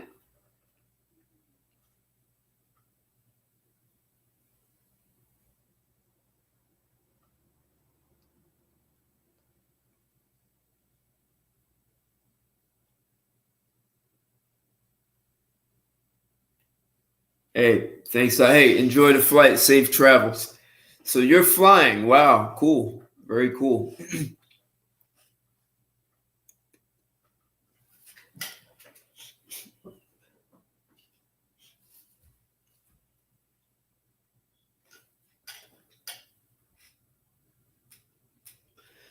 See, here's this whole thing about value is very relevant to the topic. If a woman is dating down, how is she going to be valuable to that man?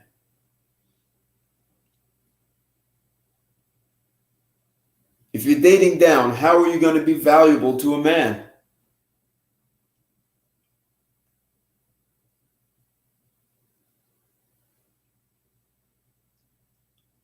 Or does a woman even think she has to be valuable? Does she think, oh, well, I have the economics over you?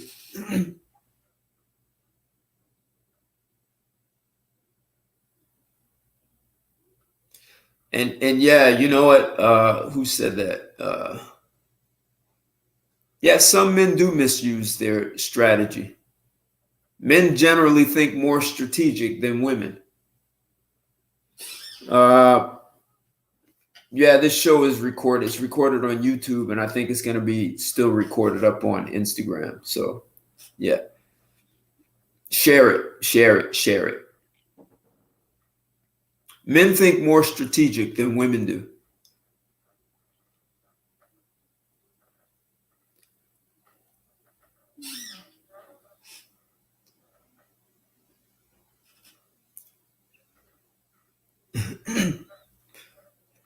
So what are you saying, Crystalline? You understand me, man, you woman. You understand that?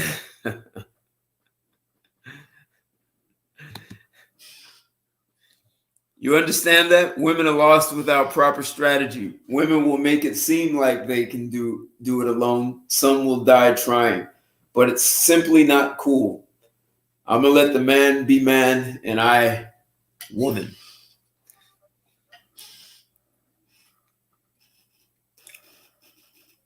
Good.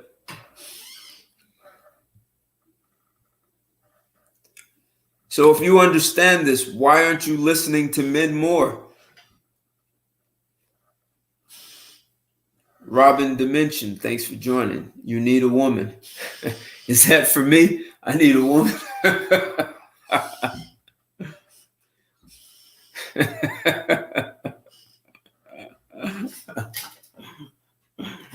I appreciate that. Are you making an offer?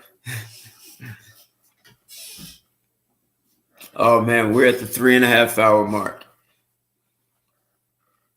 You're listening. You like to arm wrestle first. You want to put up a fight first. That wastes a lot of time.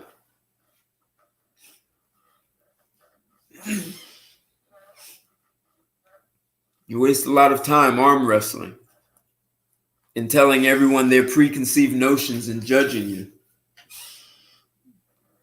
You do fight against men. What are you talking about? Hey, thanks, Legatus. So, hey, listen, dating down, it's all possible. As a man, you still have to play your role as a man no matter what. And you have a right to ask any damn question you want. You like to wrestle a little bit. Yeah, I know some women like to be wrestled down. I got it. Treat it like an alligator, right? Hey, look, men are going to have to take a really bold and almost nasty stand to feminism. There are a lot of women walking away from it, and feminists are doing their best to recruit younger women. It's only guys. You guys are going to have to be like a damn brick wall to feminism coming up to it. And listen, they want to keep giving the jobs to women. They want to keep opening doors for women in business to grow them. And if you want to be in a committed relationship and it's a woman and you're dating up, you have a right to ask the questions. You want to know about her emotional stability. If you want to know about her body count, whatever the hell you want to know, you have a right to know it. And it's your follow-up questions that are going to make the difference. But here's the deal. If you interrogate her, and you can do it with, flair, you can interrogate a woman with flair, you can have fun with it. But the deal is you will establish masculinity, and you will establish the fact that you are setting the pace in the way things are going to go. If you don't do that with any woman, she's going to do her best to control. But if you're dating up, you especially need to be able to do that. Yeah, make her walk on eggshells. Make her walk on eggshells. That's it. And then come and blow her back out. So look, any woman who says sex is not important, it really is. You do. Hey, spend some time in the gym, do some running, do some sit-ups. But, sexually, honestly, that's something guys are going to have some mastery over, right? And part of it is a mindset.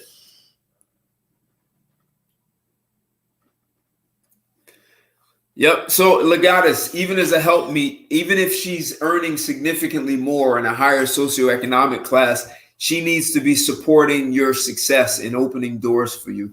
And if a woman is unwilling to open doors, then you need to ask why you're with her. She's a pump and dump.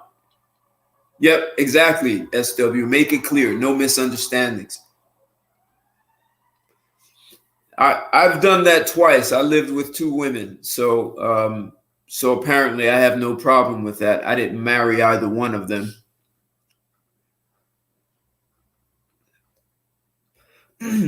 But so, I didn't marry them for a reason, right? So you definitely can know a lot about someone and their decision-making process, right? So you need to have compatibility around decision-making process and how a lot of women let third parties interfere in a relationship. And for me, that's a big problem, right? So we need to be compatible. If we're going to work things out, we need to do it. If we're going to make decisions together, we need to do that. And if they're letting someone else influence their decisions that they already made with me, I'm going to have a problem with that. There needs to be clear compatibility on that.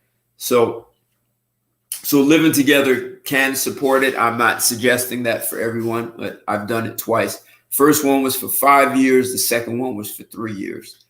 So would I do it again? Probably. I don't know. It's a good question though. So hey guys, this was a good chat, a good show. Thanks for your support. Like this video, share it. If you're not with me on Patreon, check me out over there. And if you guys have any, I've asked before. I thought I was going to do a show on business today. I was trying to get that one done. Hopefully I can get it for next Sunday. We're going to focus on business and legacies and all that kind of stuff. I just want to there's a guest I want to bring in for that one. So couldn't get it for today. If you guys have ideas that you'd like me to discuss on the show and something I can dive into, let me know. Don't forget on Fridays, I'll be doing YouTube and chill, and we get intimate and talk about sex, and I'll see if I can do a threesome with 2 women that I will be interviewing and playing around with this Friday. So hey guys, thanks a lot. We've been doing this for a good amount of time. Thanks a lot, SW. You all are always great. I appreciate and love the support, and I'll see you guys real soon. Take care. Goodbye. Good night.